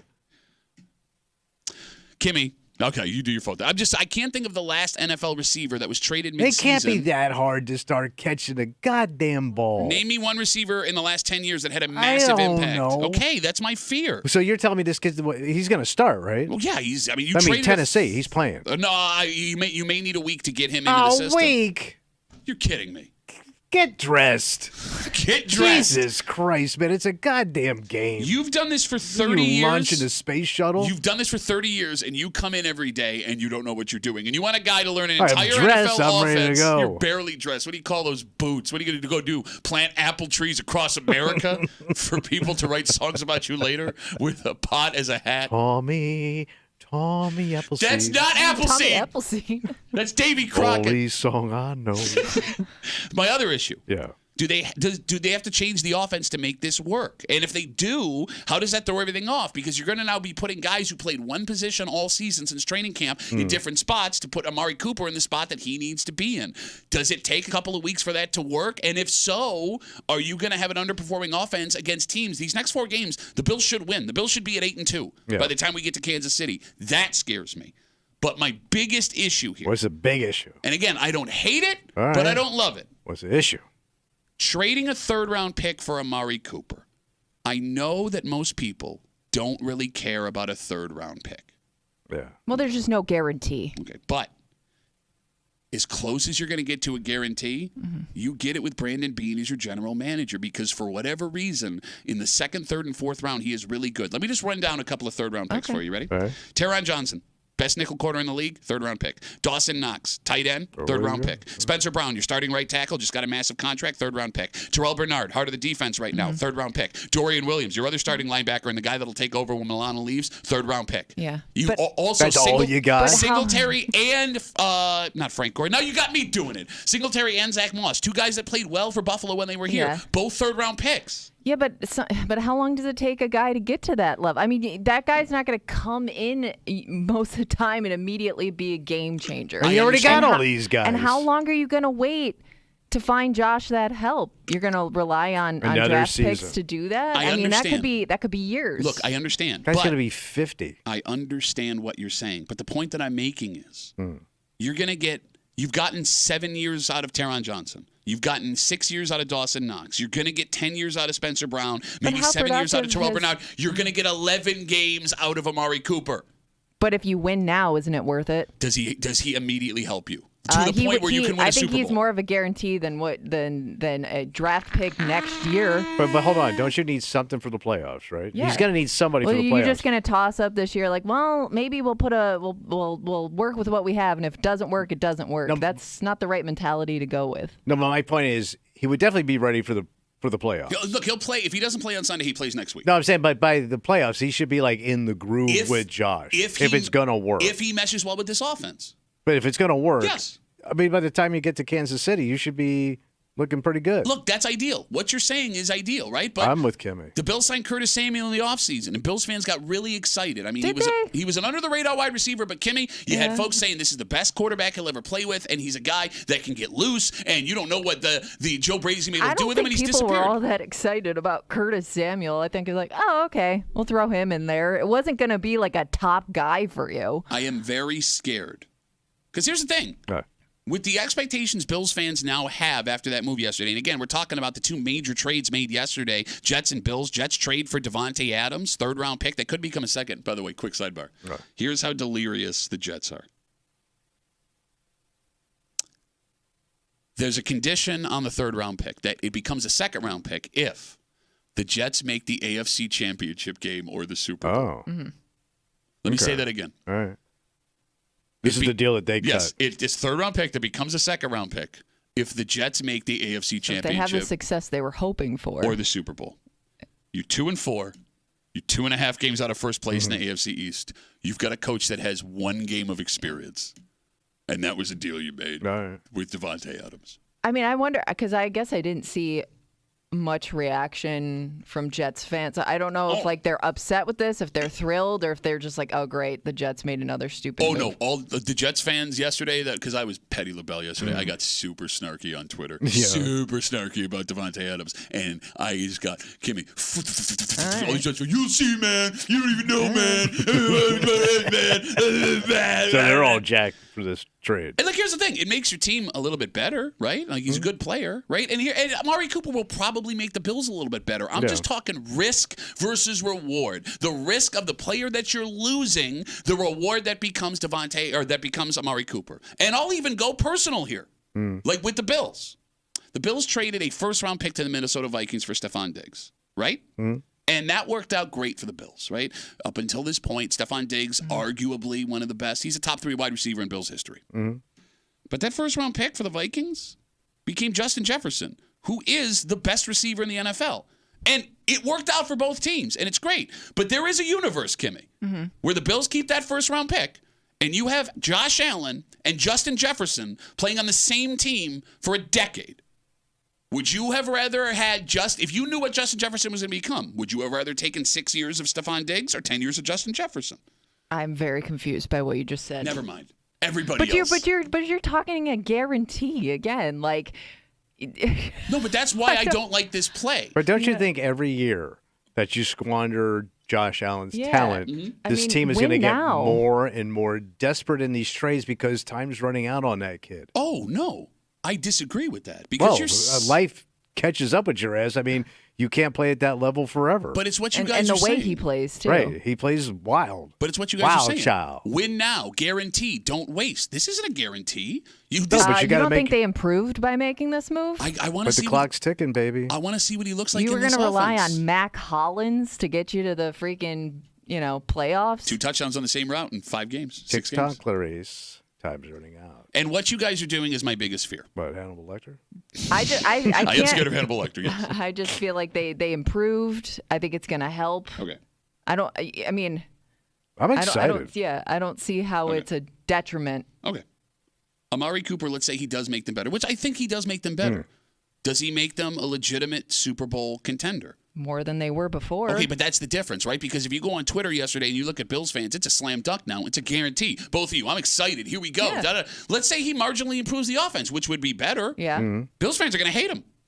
Look what happened with Nyheim Hines when he didn't have much of an effect. Look what happened with Kelvin Benjamin when they traded for him. That's a different story. No, I mean like when they first traded for him and in that season. And he had what are you talking about? Nyheim Hines had that kickoff return. Like 2 when of he them was in a game that didn't matter. When he was here, he didn't even get into a groove yet before he got hurt. I wouldn't call him I mean, he was a bust because of the injury, but I don't think it was performance-wise. Is he the one that got hurt on the water? People were upset about. Yes, no, they were. Kimmy, go back and read Twitter about the performance and usage during the season that he was here for. Well, everybody's going to bitch about everything.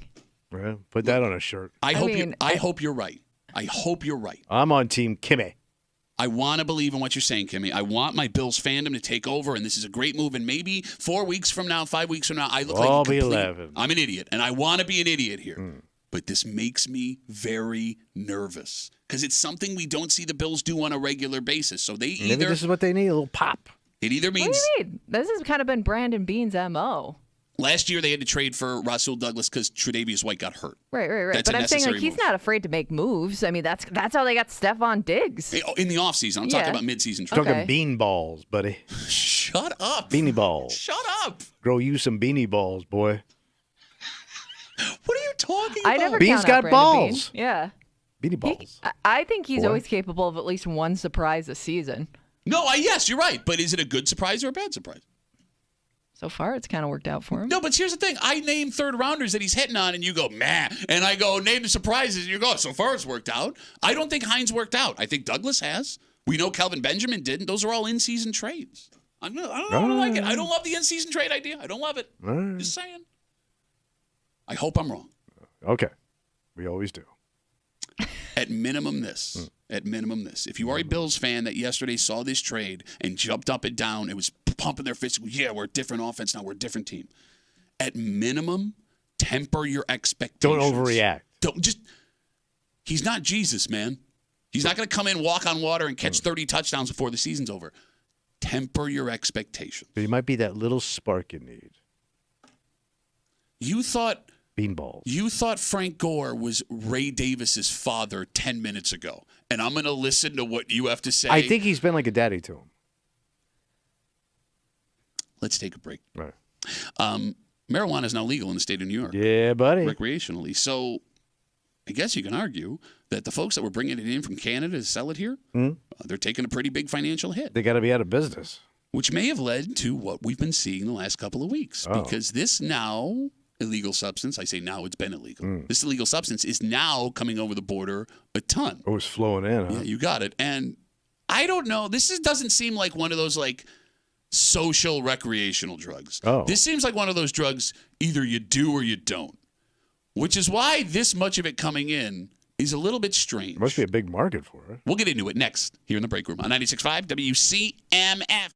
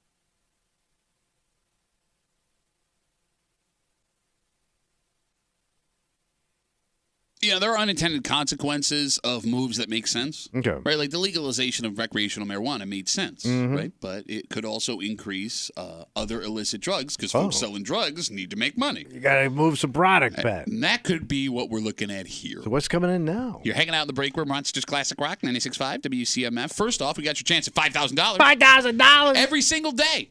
Winning is easy. Just download the free Odyssey app, log in, listen to WCMF for at least an hour each day. That's your entry.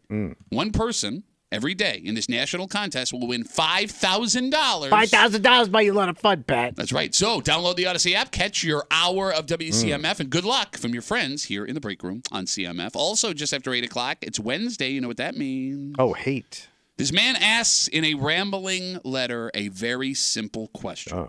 With Tommy's love of self-driving cars and one politician vowing to get them here starting next year, how much do you trust a computer with your life? We'll get to it just after 8 here on CMF. Over the past couple of weeks, the Border Patrol in Canada says they have confiscated 20 pounds of magic mushrooms trying to come across the Canadian border. So I'm not a mushroom connoisseur. Is 20 pounds a lot of magic mushrooms? Because they look light. I would think, Seems like it. Probably a lot. 20 pounds. But I wonder how much space 20 pounds of mushrooms takes up. Well, so they actually came in through chocolate. And not like hidden in chocolate, but it sounds like laced. So it's chocolate laced with mushrooms? Yeah, it's got mushrooms in it, at least according to the story. Okay. Hot chocolate. So that could... that would make it heavier then, so that may be not as much as we think. But I don't know if it means like the mushrooms themselves were... Or the whole thing was... The bottom line is, we know the street value of the drugs is estimated to be $165,000. So the Border Patrol in this story is giving the impression that there are more shrooms coming over than in previous years. Did you say shrooms are legal in Canada? No, they are not. They're not? No, they're Okay, not legal. okay. No. It's acid. Okay. That's right. But So even when marijuana... So it's a risk on both sides. Yes, and even when marijuana was illegal in Canada, which is now legal, there was still a ton of marijuana coming in from up north. But that I'm saying, I guess I would have understood at the time because it's being produced there so much, you know? Whereas if it's legal on both sides of the border, I don't know. So now that marijuana is legal recreationally in New York, and you have to go further south to ship illegal marijuana over the border, which means you're increasing your risk in doing it. Sure. Is this happening because folks that are selling drugs are looking to make money with something else? Yeah. And I'm asking I sincerely. would think. You got to branch out, right? 252 WCMF. You got to diversify. Yes. Give me some fungi, buddy. What? You did so good yesterday. Did you just burn it out yesterday? Are we out? What's wrong with fungi? No, you're nailing it. You don't have to delay it. No, that's true. I mean, so again, I am naive when it comes to the shroom world. Are you? Like, I remember the last time I did it was summer school with that kid. Okay, so yeah, you're naive to it. Kimmy, have you ever done shrooms? And I don't know if it's more potent now than when it was then. Everything is. Everything's more potent these days. I mean, I had a roommate that did, but he never had a lot of it. Like, it was always like he took one and he was good for a while. Okay. So, 252 WCMF. Are more people doing shrooms now than they used to? They're looking for a different buzz, I guess. All right, but here's the problem. Yeah. Because, like, you stereotype people what a person who does a certain drug looks like. Yeah. Like, you think you know what a hardcore marijuana smoker looks like. I sure do. She's got blonde hair. She's wearing a Rose Apothecary sweatshirt. Yes. She works on a radio show. You think you know what a guy who uses cocaine on a regular basis looks like. I can't profile a shroom user right now. I don't know what that looks like. Because in your head, you have those guys that like listen to the Dead, right? Like, okay, stuff like that. But like, there's more than that. Are these younger people experimenting? Yeah, because I thought the whole like microdosing thing kind of stemmed from shrooms. Yeah. So that could be people just going to their 9 to 5 every day, putting some in, taking a little bit with their coffee in the morning. I don't know. Shrooms. So the people I know that do it now are in their 40s. Okay, so and have good jobs. Okay. The couple I know. Okay. And you would never think that of them. You can see them being. I love how your brain works so poorly that you have to start talking the slowest ever to not accidentally say their name out loud. So, you would not. They look like they party, but not like that. They look like they have booze. Okay. You know what I mean? I get what you're saying.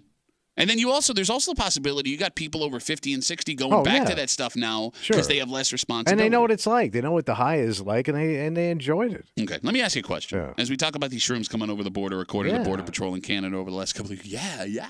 It's exciting. You say you're pro-marijuana legalization. Yeah, I'm pro-drug. Yeah, okay. But then when you find out somebody smokes pot, you get all judgy on them. I'm also a hypocrite. Okay. I'm also pro-hypocrite. I know how you feel about folks that smoke. If you found out that a buttoned up person that works here was doing shrooms on a regular basis, would that change your opinion of them?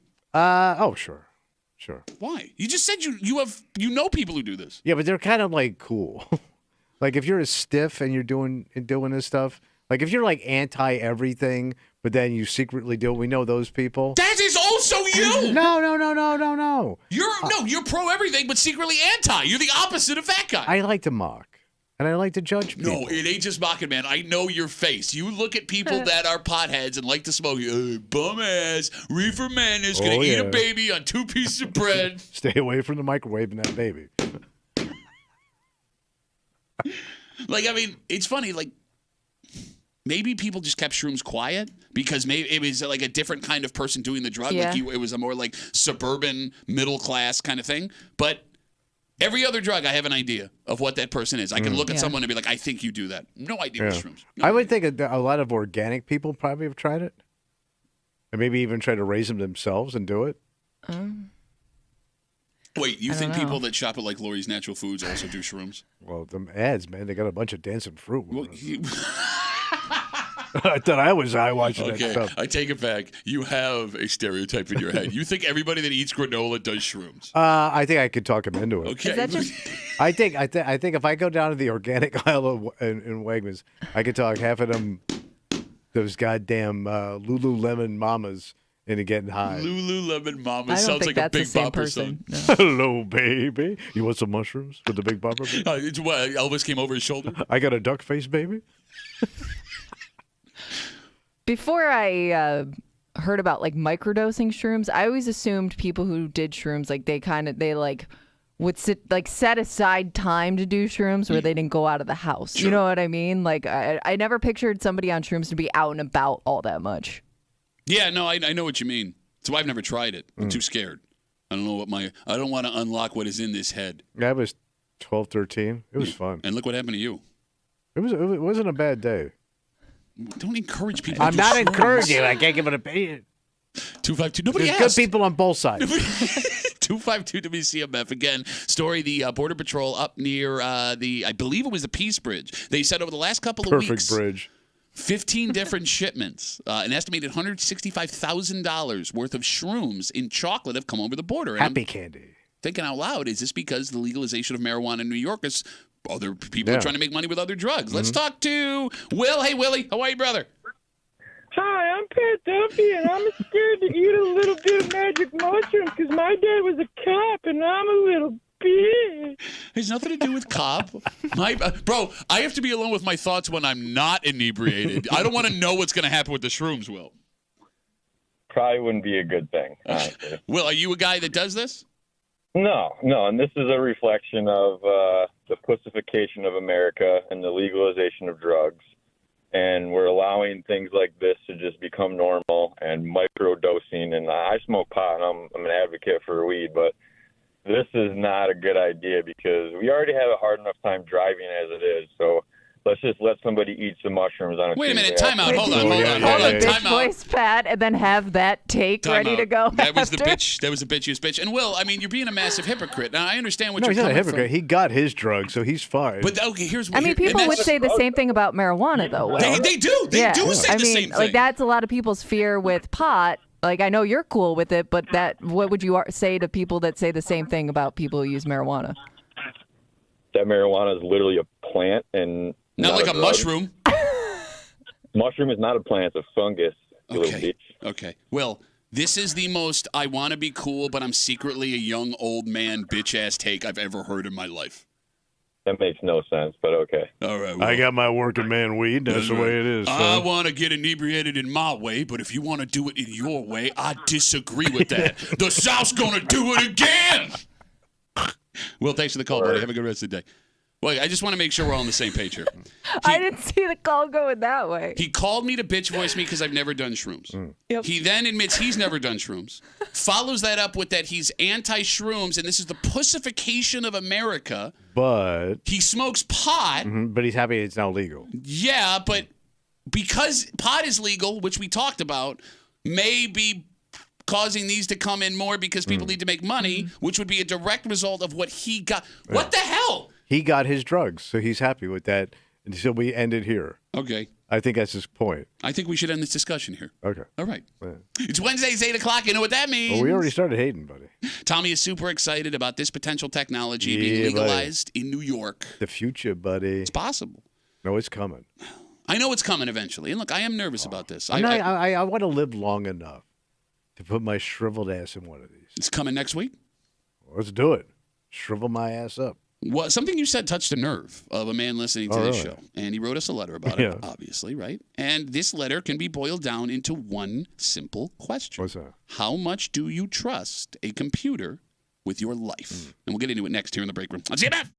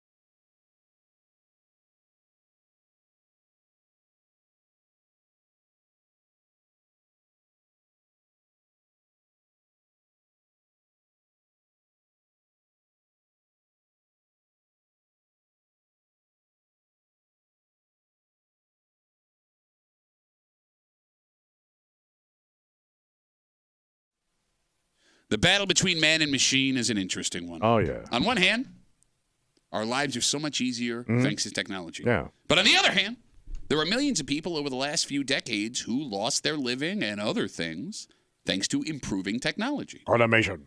We know that here in this town, Tommy, more than anybody with Kodak and Xerox and other places. But in this case, you wouldn't need a computer to make things faster or it would take your job. You would need it to make sure you don't die. Yeah. And after something Tommy said 2 weeks ago, one person is all kinds of riled up. The hell did I say? It's Wednesday, it's 8 o'clock. It's time for Hate Mail of the Week. You're hanging out in the break room, Rochester's Classic Rock, 96.5. WCMF. And about 2 weeks ago, we made a discovery in the break room that driverless cars, or as they call them, fully autonomous vehicles, are illegal in the state of New York. Yeah. And that is something that one lawmaker from our area was looking to change. Jeremy Cooney, state assemblyman, said he plans next year on introducing legislation that would relax restrictions on cars that can drive themselves. Yeah.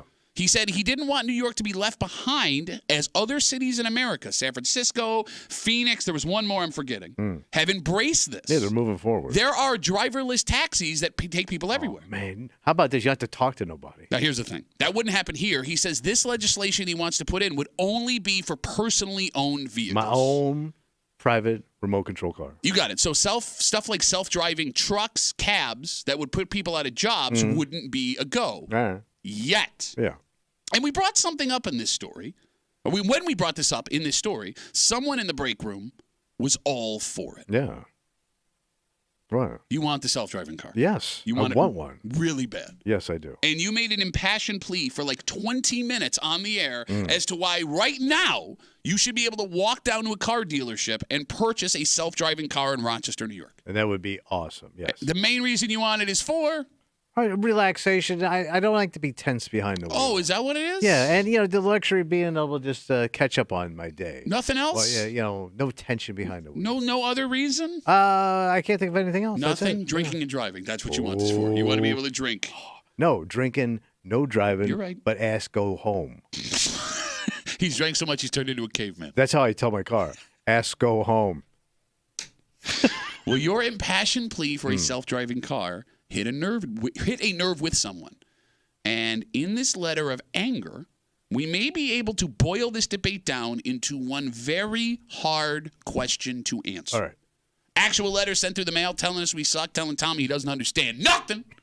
Sit back and enjoy today's Hate Mail of the Week. How stupid do you have to be to feel safe in a car that's controlled by a computer? Your life is in the hands of technology that you do not understand, and there would be no physical person there to fix it if something goes wrong.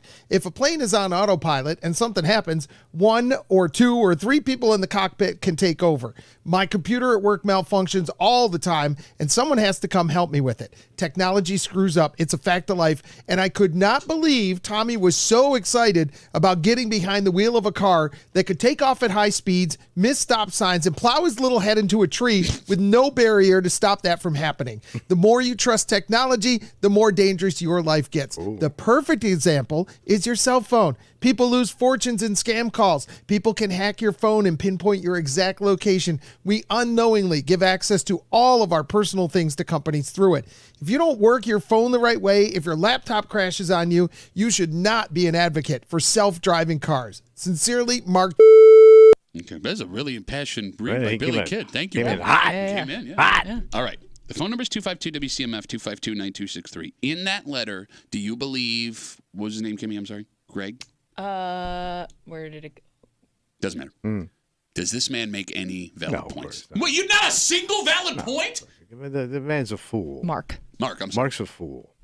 Because I put my trust in technology every day. We all do. Like things that I don't even think about. That this is the future.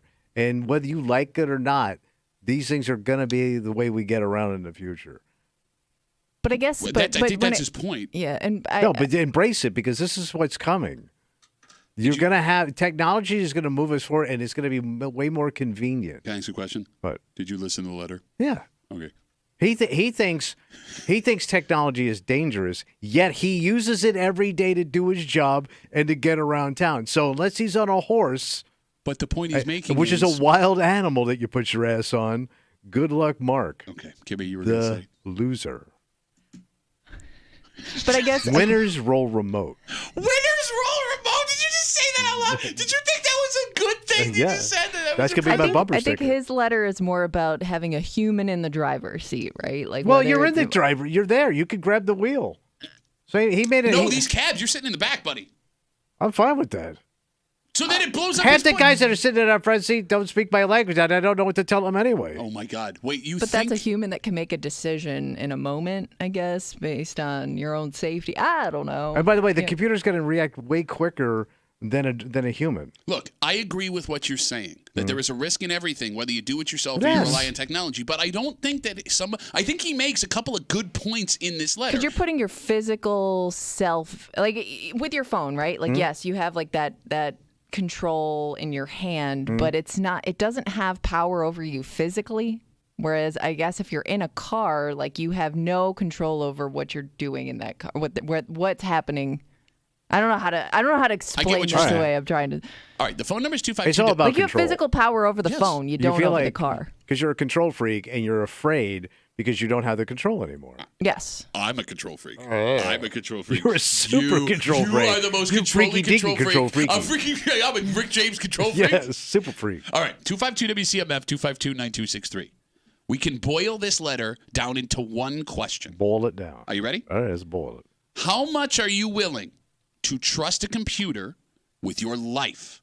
Are you currently comfortable with the technology the way we know it to put your life in the hands of a computer and only that computer? Because if you get in a self-driving car, that's what you're doing. Yeah.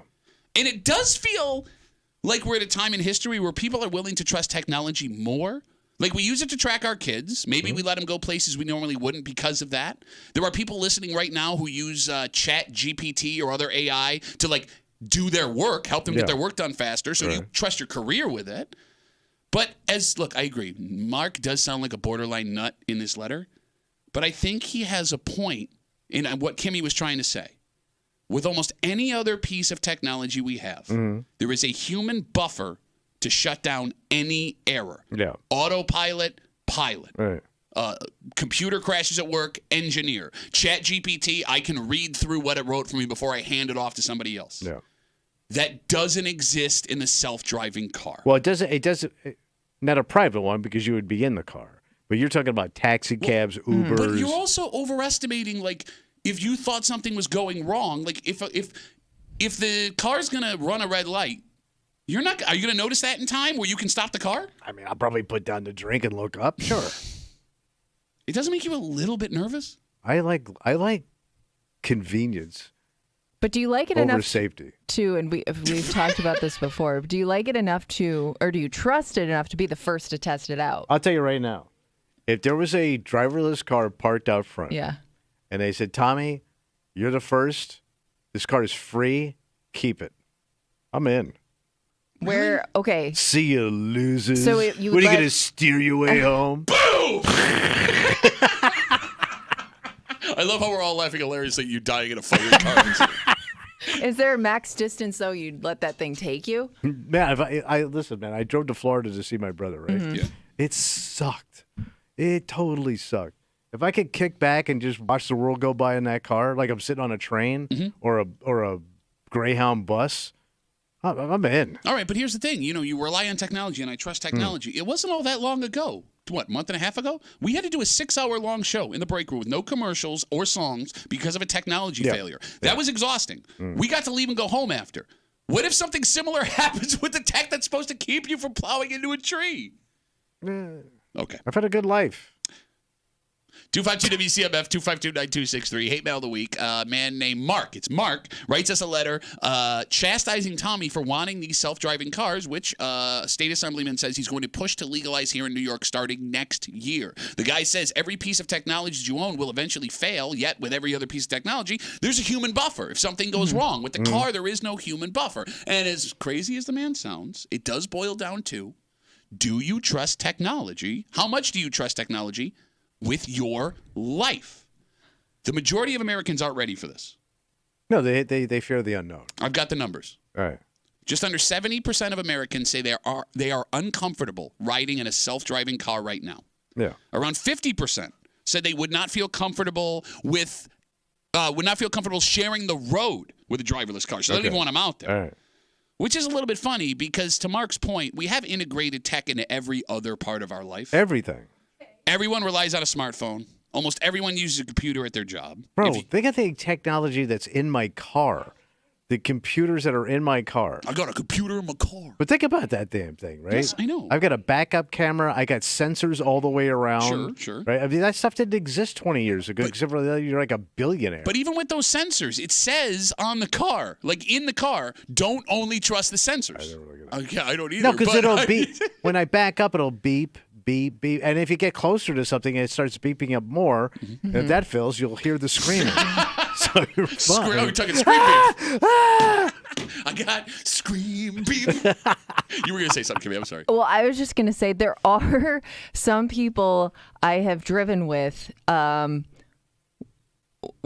don't know if I'd get in a car with them again. Like I would trust the self-driving car over some drivers I know. See that? But you've never been in the self-driving car. No, but I can confidently tell you that the self-driving car is a better driver than this person. All right, fair enough. 252 WCMF, folks have been waiting patiently, talking about the technology, trusting it with your life. Because at least the self-driving car stops at stop signs. Okay, maybe. Yeah. It would stop me from rolling through in the morning. Think about that. Until you try, let me get in the guts of this thing and try and reprogram it for after hours.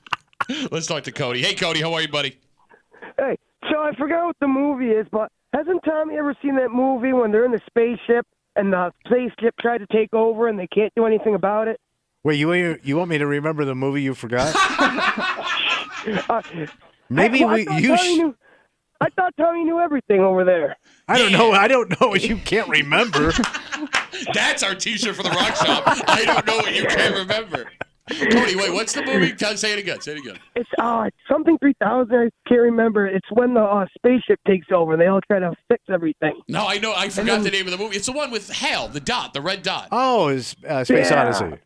It's 2001: Space Odyssey. Yeah. Did you say something 3000, Cody? I remember don't that movie where Bernie Mac played the majors and he got a bunch of hits, but it turns out and then the spaceship took over? I can't do that, Hal. Cody, all right, Cody, let me ask you this. If the self-driving car was legal in New York, would you get in one right now? Never. Well, no, you can't say never. Eventually, the technology will be good enough where you don't have to worry about this stuff. Yeah, if they take my legs, but, I mean, say I want to go to the bar. Say Tommy wants to go to the bar. You tell it to go left, and it goes right. Then Tommy's stuck in a car that has bringing somewhere sober. No, we're going to a new bar. Hey, Cody, when you said if they take my legs, who's trying to take your legs, buddy? Everything okay over Did you think about this? You don't pay his bills. You said we got new technology, so I mean, if they got, what is it, Dubai? They float around there, so I mean, if they take my legs, I'd rather fly in a helicopter than a car. At least I could jump. Wait, so you'd trust automatic helicopter or self-driving flying taxi? I just want to catch everybody up. For those who don't know, they have flying helicopter taxis. Individual taxis in Dubai. Yeah. It's like Dubai or something like that. I heard. I don't know. Yeah, because I mean, if it's up in the sky, at least I got a parachute. What do you do if the car locks? The car sets on fire and it locks. You got to bust out the window. I would actually more trust me breaking a window than a parachute out of a self-driving taxi. But I guess, Cody, to each their own, I'll buddy. take the ground. Thank you. Thanks for the call, Cody. Good luck with your legs. Have a good rest of the day. They're taking my legs. My legs. I They don't took know my where Cody's thumbs. mind's going. No, they took my legs. If they take my legs, who says that out loud? Who is that top of That was like a trade-off. I don't know. They took my legs. All right, look. Tommy, I will give you this. The more we see of self-driving cars, the self-driving vehicle, the more comfortable we'll be. Yeah. Like if in January they start to show up and there aren't any incidents, the percentage of people that are comfortable with them will start to change fast. But you also have to keep in mind, early on, if there is an accident or an incident with the self-driving car, it'll just reinforce in people's heads how dangerous they are, if that's what they believe, and it'll make them stick their heels in the mud. But these are growing pains that every technology has, and you know what I mean. Like every new thing you try there's going to be trial and error, and I'm fine with that. I'm with you, but keep in mind, for your argument. It's probably better to wait as long as you can to get the technology as good as it can be. I understand that. So people don't go, I told you so. Yeah. And we just talked about recreational marijuana. I'll use that as the example because that rollout was bungled. And it gave every person that was anti-legal marijuana the point to say, see? If you want it to work, it benefits you to wait. I don't have time. If I was a young man like yourself, yeah. Time's running out for me. Was I supposed to be sad? I'm sorry. I wasn't. I want my car before I die. want it. I Do it want now. my car. I Yes. want it. I want my car. Great Panthers, baby. I love how We're you going to think, make it happen. I love how you think you could afford a fully autonomous vehicle anyway. I get a cheapie. Oh, that's what I want. That's not a good plan. What are you talking about? Nothing. Let's take a break. Mark brought up the cell phone scams as part of the technology thing. There's some folks in Rochester that are dealing with that right now. Scamola. But it's not like a scam we've ever seen. And Kimmy, you saw this story yesterday with this woman who believes she got a message from her favorite Buffalo Bill. Yeah. And you go, look, we're too smart to fall for this. Well, of all the fan bases, I would think that we would be a little more suspicious. Oh. I disagree. Okay. And I'll tell you why. Tell me why. I'm going to do it. Do it. We're going to do it next here in the break room on CMF.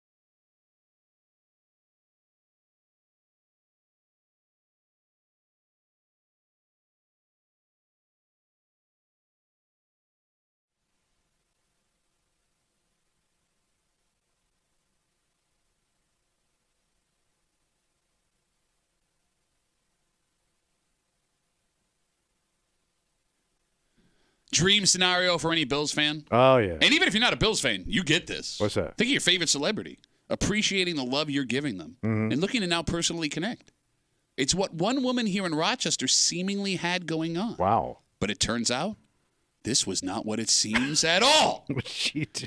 You're hanging out in the break room, Rochester's Classic Rock 96.5, WCMF. How about your chance at $5,000? $5,000. Fall into $5K a day, baby. Winning is easy. Download the free Odyssey app, log in, listen to CMF for at least an hour each day. Yeah, what happens? I'm locked in. Yeah, you're locked in. That is your entry. All right. One person every day Every day. will win $5,000. $5,000, Kimmy. In this nationwide contest. Fall into $5K a day. Download the Odyssey app. Listen to us as much as you can. Take it all in. You're welcome. Good luck from your friends here in the break room on CMF. Story on 10 NBC last night. Talks to a woman named Connie. Connie is a huge Bills fan. Yeah. And she loves linebacker Matt Milano. Oh, okay. Who doesn't? Yeah. Kimmy. The man that doesn't speak. Doesn't speak, but all you have to do is look at him. Guy's a dreamboat. Like we always say, he's got a bicep like a baby's Those head. arms speak for themselves. Wow. She sent Matt Milano a Yeah. message on what she believed was his Instagram fan page. Okay. Quote, glad to see you back out there. He was on the sidelines. Yeah, He's been on yeah, the yeah. sidelines. Now, she says in the story on 10 NBC, she didn't expect a response. She just wanted to show love Wait. to her favorite So player. I believe she sent it to his actual Instagram account Oh, and I'm sorry. got a message from My a apologies. fan page. My apologies. Yes. So you were Okay. saying, Yeah. tell me, I'm sorry. But she got a response. She did. How cool is that? She got a response from a fan page, a person saying they were Matt Milano. And she started going back and forth with Matt Milano.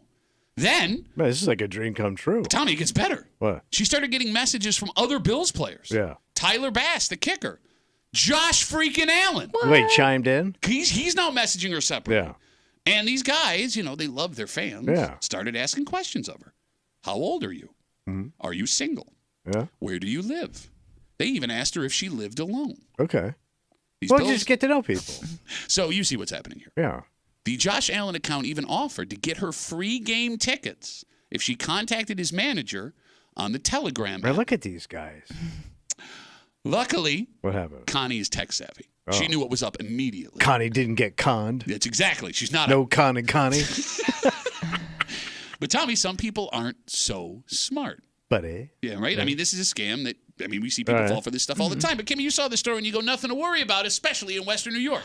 Well, I mean, I guess you could get scammed anywhere, but I would just think the Buffalo Bills fan base in particular, when it comes to things like tickets and stuff like that, I would think like they would be the toughest to scam just because everybody kind of knows how the ticket thing works, right? Like even if you're not a super huge fan, like you've been to a game, you've bought tickets, whether it was for yourself or somebody else, like you kind of know when something doesn't. That's not really. I don't think that's how you're supposed to get the tickets. You know what I mean? Okay. So you're Okay, saying, I have lived here for 30-something years. Sure. Been to a couple of games. Bitched I about have it every time you've no gone. idea how the ticket thing Well, that's works. because you got free tickets from work. No. No, they bought tickets the We last one. bought they went to. tickets. The last time. Right. But But the like I other have no times, idea. So you were just along for the ride. No, but what I'm saying is if I could easily get scammed if I started like looking for tickets. Well, so here's the thing. Yes, because you also thought you were friends with Terry Pagula. Put a pin in Yeah, that. and We'll he's get back not to calling me back. We'll put a pin in it. We'll get And back I to know it. he's busy with everything. Look, here's the thing. She didn't ask for tickets. They offered her tickets. Right. The tickets were No, offered I to know, her. but even just that, I don't know. I would think Bills fans are too big of fans or too savvy to maybe think. The ones know that go to the game are, but the occasional fan maybe not. Oh, no. I think this accounts to everybody, and I'm going to disagree with you here, Okay. Kimmy. This actually might be the perfect scam to pull on Bills fans because Bills players, as super famous and celebrity as they are, also really like to interact with fans They're on very social media. accessible, like NASCAR drivers. Yes, they're in the community Yeah. a ton. I mean, just it was last week, Khalil Shakir had a dog rescue adoption event in Buffalo. I mean, Josh has got that day job at that car dealer. What I'm getting at is, like Khalil Shakir had this event, you could go. Josh Yeah. Allen was there. Yeah. Deion Dawkins 2 weeks ago, the offensive tackle, had in the parking lot of the stadium a car show. Oh. Invited fans to bring their cars Show 'em down off, yeah. and show them off and Yeah. hang out. And he was there taking pictures with everybody. Yeah. It's not out of the question where you go somewhere and you see Yeah. Bills fans hanging out, or you interact with them on social media and they reach out to you. But aren't you more connected to the players in that sense where you know more about them? Like you know that like they wouldn't off, or they wouldn't be hitting on you. Like, you probably know who they're dating. at Okay, the yeah, but time, you know what I everybody- mean? Yeah, God forbid a football player cheat Well, on their girlfriend. I'm just saying, like, I don't know. I just see Bills fans as smart football fans. Like, they know their team. Well, it's funny she says that because the reason this woman immediately knew this was off is Yeah. because it had Matt Milano's birthday listed differently yes, in the account. that's what I'm saying. But not everybody would see that. Yeah. And I'm Like, convinced you probably follow all the real accounts already, so you would know. Like, that's not the last picture he posted. That doesn't seem right. I am convinced everybody is a star effer for somebody. And once that gets in your head, all logic goes out the window. Sure. Like once you think that person knows me and likes me, you're in. And let's go back to the story Kimmy brought up a second ago to prove it. Again, we're talking about this story on 10 NBC last night, 252-WCMF, 252-9263. Woman named Connie loves the Bills. She reaches out to Matt Milano on Instagram just to say, hey, great to see you back on the sidelines. A Matt Milano fan account reaches out to her saying, it's me. It's Maddie. How you doing? What's going on? You single? Where do you live? Josh Allen reaches out to her. Tyler Bass reaches out to her. Josh Allen even offered to get her free tickets to a game if she contacted his manager. How cool is that guy? On the Telegram app. Now, obviously, these were all scammers, and that's why she was on the news last night. But Kimmy, look, we bust Tommy's balls for being dumb all the time, right? But for a man of his age and his intelligence, I mean, he knows social media pretty well. Does he? This man, Because he's gotten locked out of multiple accounts. No, but I'm back in. Well, because you made a new one. Yeah. we're not making this up. What? 10 years ago, right after Terry Pagula bought the Bills, a Terry Pagula account followed Tommy on Facebook. Yeah. It was an obvious fake account. Yeah, because we're the home of the Buffalo Bills. Makes sense. And Tommy Muley Yeah. actually legitimately thought that the real Terry Pagula had just followed him on Facebook. Yeah. I thought it was pretty cool. I don't see you, I mean, I think you're dumb, but I don't see you as a naive sucker. And even Tommy, in his fancy little shoes, believed that the billionaire owner of the Bills wanted to follow him on He's Facebook. got like somebody. Yeah, but that has less to do with being a Bills fan. That's just not knowing technology. But I would think like Terry and I would get along. We're about the same age. We walk about the same pace. We have the same posture. Kimmy, I think you're underestimating the excitement in the moment. Oh, yeah. Right? You get swept But up. I could also And wanting. Like, if Right, you right, right. want something. I understand, but that's why I'm saying like that. You can make that argument for anybody who gets scammed. I think, and I'm gonna go based off of like a friend of mine. Like she's never been to a game. She loves some of the Buffalo Bills players. To your point about knowing their birthdays and stuff like that. That's weird. All she would have to do is ask that account one question that they wouldn't know that she already knows, and she would instantly know it's a scam. Right. But here's the thing. I mean, are people? You would have to be suspicious in that moment, though. Yeah. Like if you are so excited that you got a response from someone who you think is Matt Milano or Khalil Shakir Right, or but James if Cook. something like looked off on their account, like, oh, I don't think that they, where's their dog, or I don't know. Like I could just see, because she knows so much about them that she would instantly know that this isn't them. Okay, but you say that, but then we also know somebody who, a while ago, this man is no longer on the team, but he was a prominent Bills player who, while he was in camp, ended up having a couple social media interactions with her, and she ended up with a picture, and it turns out she had a boyfriend, and we all got to see it, and now this Bills player doesn't like us because he knew we saw the picture. I don't even know who you're talking You'll about. You'll remember the story when I tell you. Look, I can't say anything more. Okay. I don't want to bury the guy, but, But I'm saying... but I guess that would, they connected though, like. What I'm getting at is I think that the social media interactions happen way more than you think. It just doesn't get talked about, right? Whether it's for great fun purposes or maybe a little more secretive I think purposes. you're right on that, and that's why I would think that you can spot when it's the real person or not. Like, trust me, like, if a woman thinks that somebody like that is hitting on her, like, she's gonna do some research on that. A woman in love, man. A woman in love? A woman in love. Never underestimate a woman in love. I think we accidentally harmonized there. I think the first thought is, oh, this can't be this person. So you're gonna look into it. Okay. All right. Kimmy, she's super smart. Kimmy never. I'm trying to give Bills fans some credit because I think that they are a little bit more savvy than your average fan. Kimmy wants to give Bills fans credit who think Amari Cooper is the key to unlock a Super Bowl championship from yesterday. While they're drinking out of a bowling ball. Those 7 fans. Bills fans, they know how much tickets cost. Okay. They know what they're worth. Okay. Right. They've been to games. Actually, and we I didn't think, even know what they were worth today They go because we to looked Shooters. up. Hold on, we did look up what we thought with Titans tickets off the air this Yeah. morning, and they were way But that's more what I expensive. mean. Like, you have your eye on it all week. Okay, all right. Those are the ones you see like shirtless in Fort Lauderdale, not on the beach. Kimmy, look, Yeah. you are painting a rosy picture of Bills fans, and maybe you're right. Maybe you're right. I just think you do not fully comprehend when somebody wants something. Or you how get swept up in Yes, something. how easy does it get sucked in? Yeah. Yeah, no, but I understand what you're saying. You're just talking about scams in general. But there's something And about that's the reason scams work, right? And if Like, I'm you're hearing going to get some people on that. I get that. But if you're telling me something I want to hear, Yes. I'm not gonna pay attention to the things I don't want to hear because I'm getting what I want. But sometimes it's so unfathomable that I think your immediate thought is this has to be a scam, which it Okay. makes people look into it more. Fair enough. Right, Fair enough. Now, okay, look, everyone's now DMing me on Twitter and Instagram. I'm not going to tell you who the Bills player was. I'm not going to tell you. The guy who said the Well, yeah, picture. you did make it very suspicious. Well, I no, still well, don't no. know. I still don't know who you're talking about. You're gonna here's Kimmy in the break. Ready? Oh! The guy with the helmet.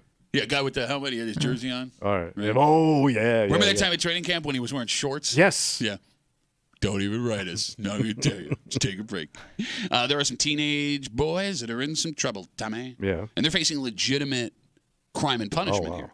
But this is something where you can make the argument boys will be boys. They were teen jackasses. They were teen jackass. And this is like one of the most common teen jackass things you can do if you live in They're in this area. super big trouble. It sounds like it. Look, this is a really nice place. And this place has the right to prosecute them and get them punished. This is going to cost them a whole bunch of money.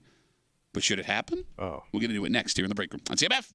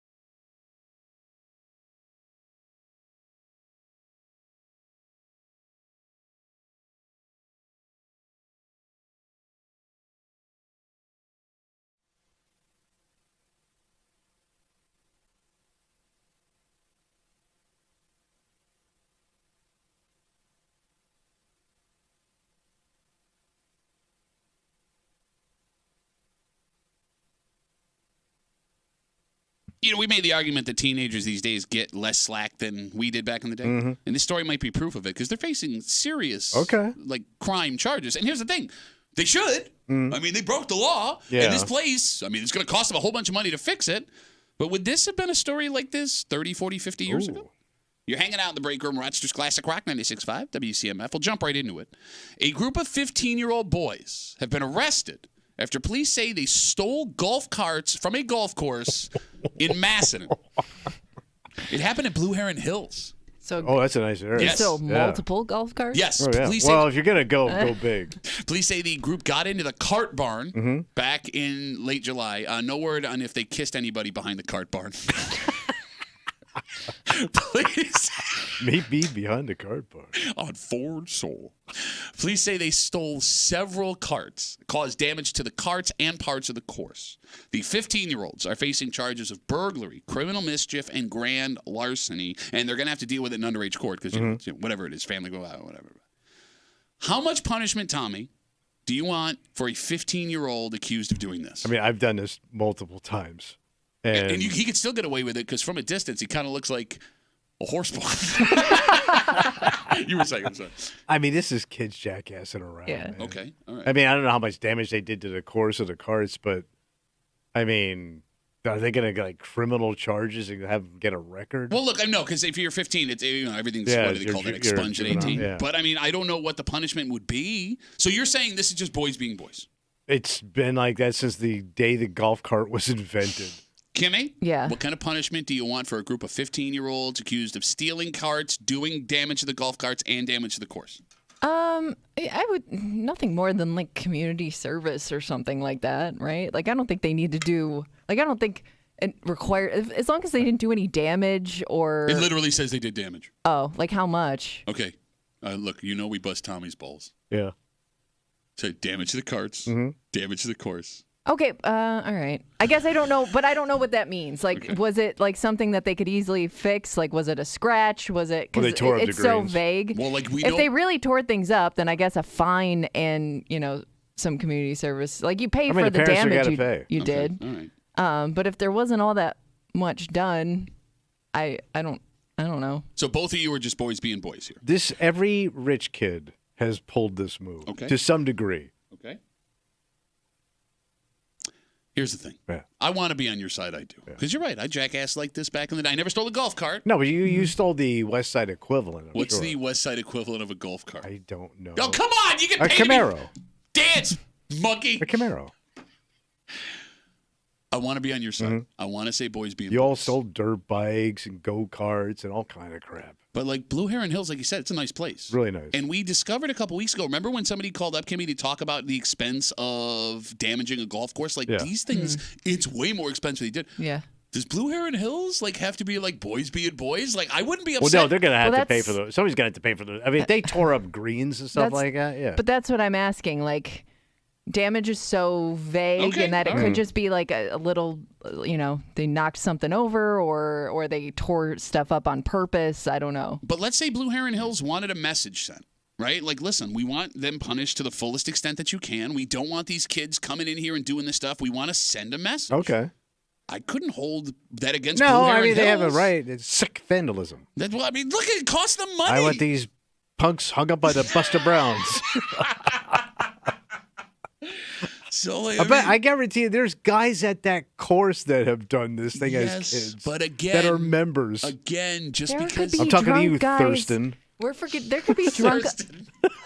There can be drunk adults that do some damage to the golf courses on a weekly basis. Look, I But want that's sanctioned by the PGA. I want to be on your side. I do. I just I know. This is money. You've seen grown adults spill those golf carts, crash the golf carts, bump their buddies with the golf carts because they think it's funny. It's there is stuff that happens that's like day-to-day stuff. Quick sidebar. One of my favorite new videos to watch on social media is where they sneak up behind a guy about to drive and crash the golf cart into him. Have you seen those videos? No. Oh my God. I've seen the honking guy, but I have not seen the crashing. No, like the guy, he's in his backswing. Yeah. And then all of a sudden, the guy literally goes over the top. It's the funniest damn thing.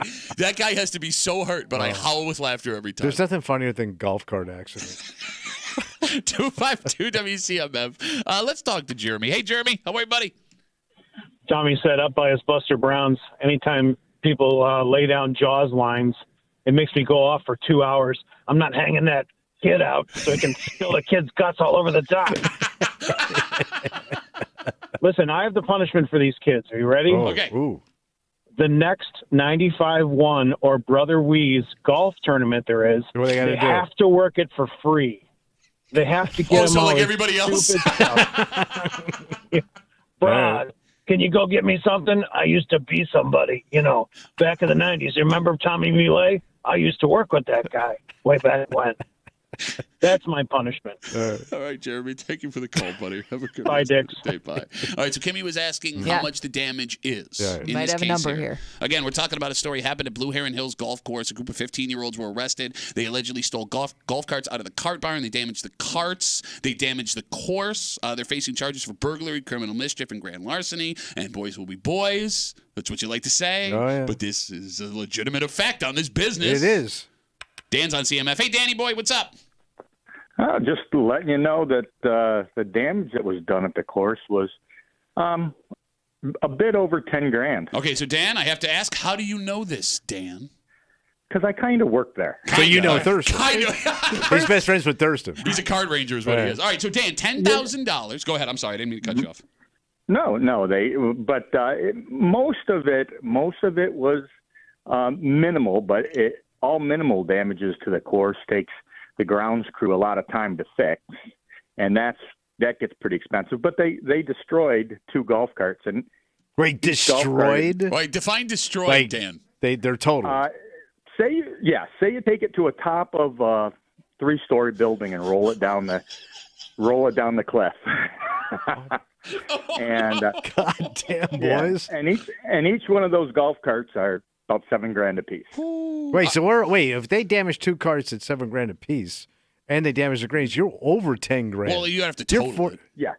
Yeah, but I mean that didn't total the carts, but it's pretty much done. So you basically have to rebuild those carts. All right, now I got to keep everyone in mind. Dan, it's not that I don't trust you. It's just, this story is allegation, so we're just waiting to see what happens here. So, Dan, let me ask you this question, because you are a man. You're on the inside. He's got a very serious voice. Yeah, let me tell you. And That's golf talk. There you go. But, Dan, you were also a young boy at one point, and I'm sure you were a huge jackass just like the rest of us. So I'll ask you, will boys be boys, or should these boys be punished to the fullest extent of the law? Well, they should be punished. And again, the saddest part of it is because they're minors, all their parents are going to have to pay for the damages. It's true. Yeah. All right, Dan. Let me ask you a question. What if we did like 80s movie style, where the owner of the course comes down and, all right, boys, here's what's going to happen. You're going to work for us all summer long. And you're going to do it for free. But then it turns out that one of those boys, he's just a natural golfer, right? And that owner from a distance, he sees it, and there's like that music. So does he enter the golf tournament? He enters the golf tournament. But there's no gambling here. He's a huge underdog, Tommy, and there's that kid Thurston that everybody loves, Hates right? him. But it turns out he's a dick. Okay. That kid's a dick, and it comes down to the last hole. Yeah. The last hole. You know what happens? What happens? Thurston wins because that's how life works. The rich kid always wins, but they're all better off. For it. All right. Would that be okay with you, Dan? That'd be just wonderful. That'd be just wonderful. Dan, thanks for the call, buddy. Have a So good Kenny rest of the day. Loggins shows up at the end. Kimmy doesn't know who that is. You don't know who Kenny Loggins Yes, is? I do. Name 3 Kenny Loggins songs. Go. I can't name. I just three. sang one. The thing from Kenny's Well, Jack. I I'm know, all I right. can't- I can't name 3. The golfer, he's dancing. Yeah. In the hole. We got. I got it. It's every dad at a wedding. This guy's looking to get votes doing that dance now. 252 WCMF. We'll take one more call. And again, keep in mind, right? These are just allegations, Yes. right? We don't know. Yeah. Neil's got the last word on CMF. Hey, Neil, how are you, buddy? Hey, guys, what's going on? Thanks for taking my call. Thanks for calling, Neil. Yeah. Hey, what's worse, showing up to a golf course with punch screens or showing up to a hotel parking lot seeing a guy work out doing kettlebells? Ooh, good question. I can't answer this question. I'm biased. I got to go kettlebell freak. My ass! The green is ruined. You don't have to ruin my... You could have taken out a car.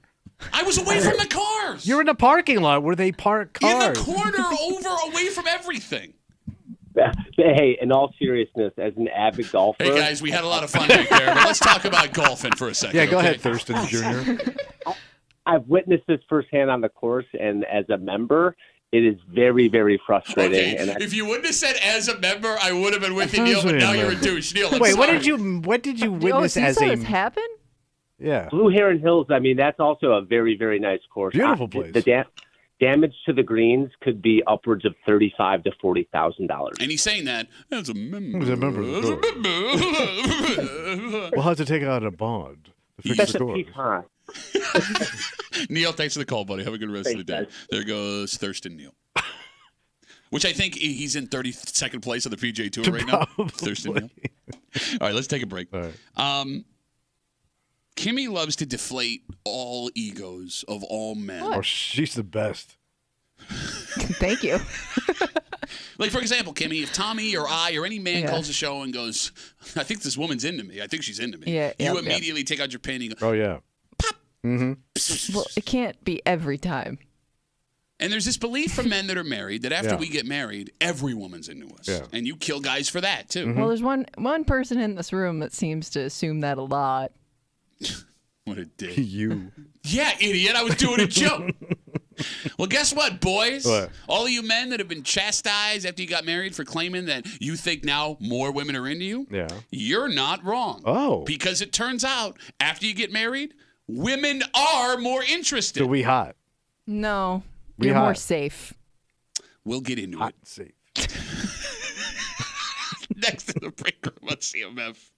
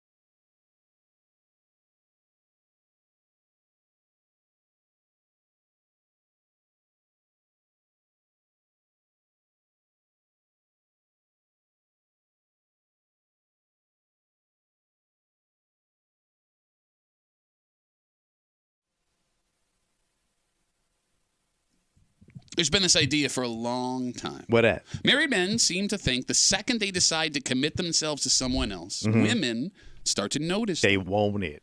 They are getting more attention from ladies, and it sure does feel like they want them committed way more than they wanted them when they were single. And every woman goes, shut up, you're stupid. Well, guess what? What happened? It's not in your head. What is it? At least according to this article. Because it turns out getting married might be the best thing you can do to meet new women. Damn. You're hanging out in the break room, Rochester's Classic Rock 96.5. WCMF, you can hear our voices. But let's say you wanted to see how sexy two married men look, ladies. Hello. Watch us talk. You can log on to our OnlyFans account, or you can get us on the Odyssey app, WCMF.com, YouTube and Twitch, The Break Room, WCMF on YouTube and Twitch, brought to you by our good friends over at Three Heads Brewing. Three Heads Brewing, a whole room full of sexy married men. Lot of handsome.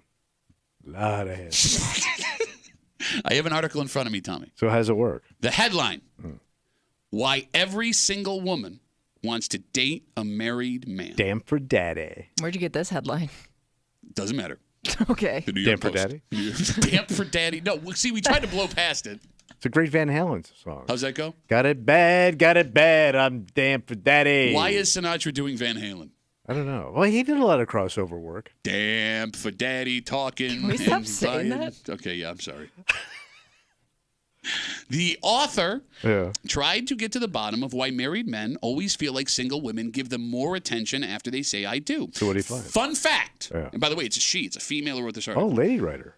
74% of married men say more women have hit on them after they got married than when they were single. And for years, people like Kimmy believed it was in our heads. They're not giving us more attention. We think they are. Well, it seemed like maybe you were looking for it more.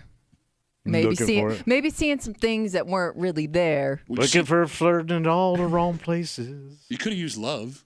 Still would have worked. Oh, yeah, true. And she Like doesn't know she that song. said hi to me today. Why are we all Southern all of a sudden? I'm going to read you a quote from this article. Quote. It's because his wife has improved him.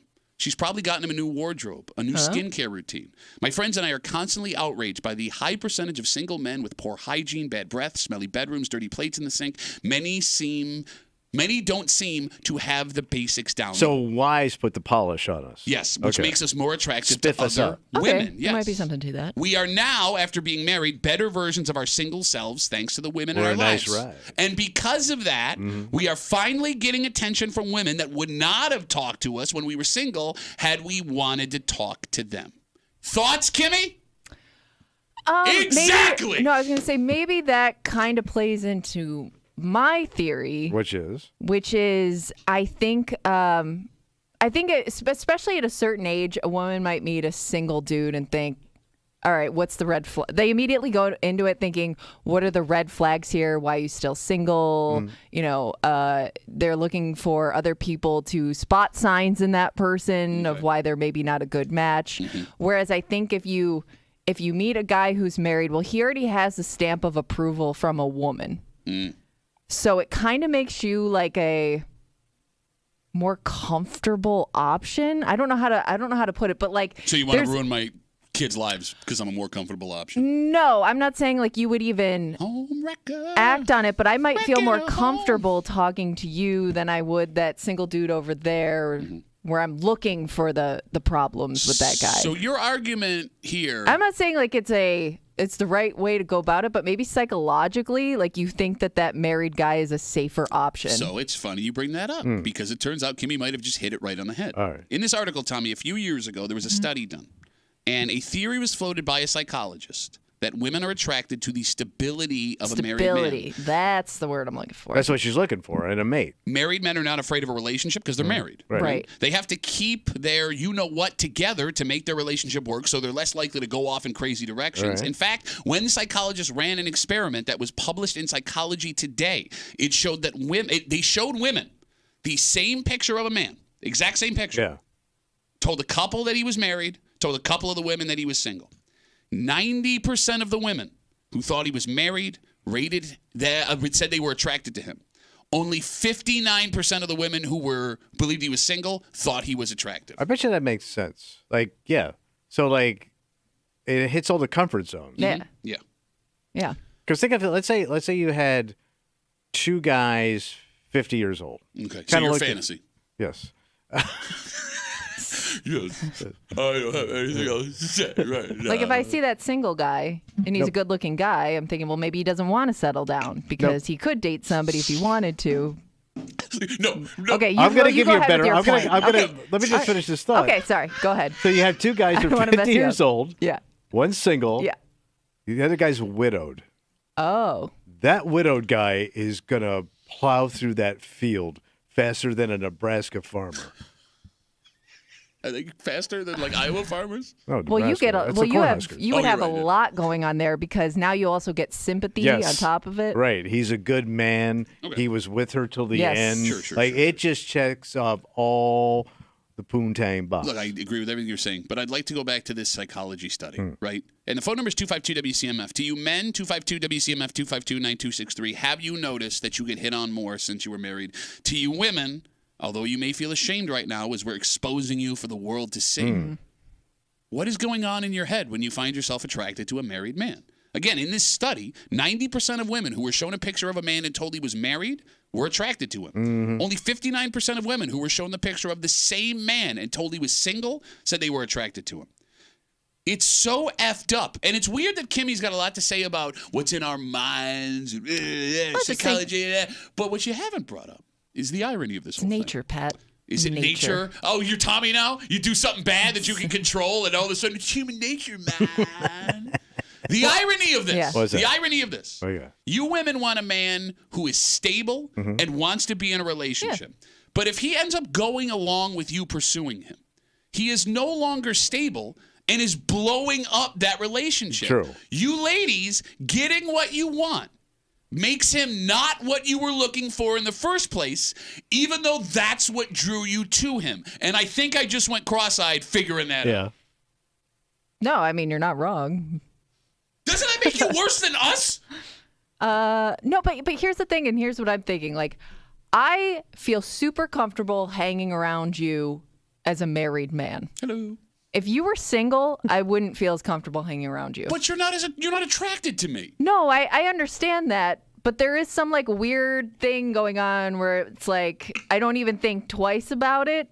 Whereas if you were like single and we were like out somewhere, I'd be like, this is weird. I don't like this. Single adult male has a scumminess to it.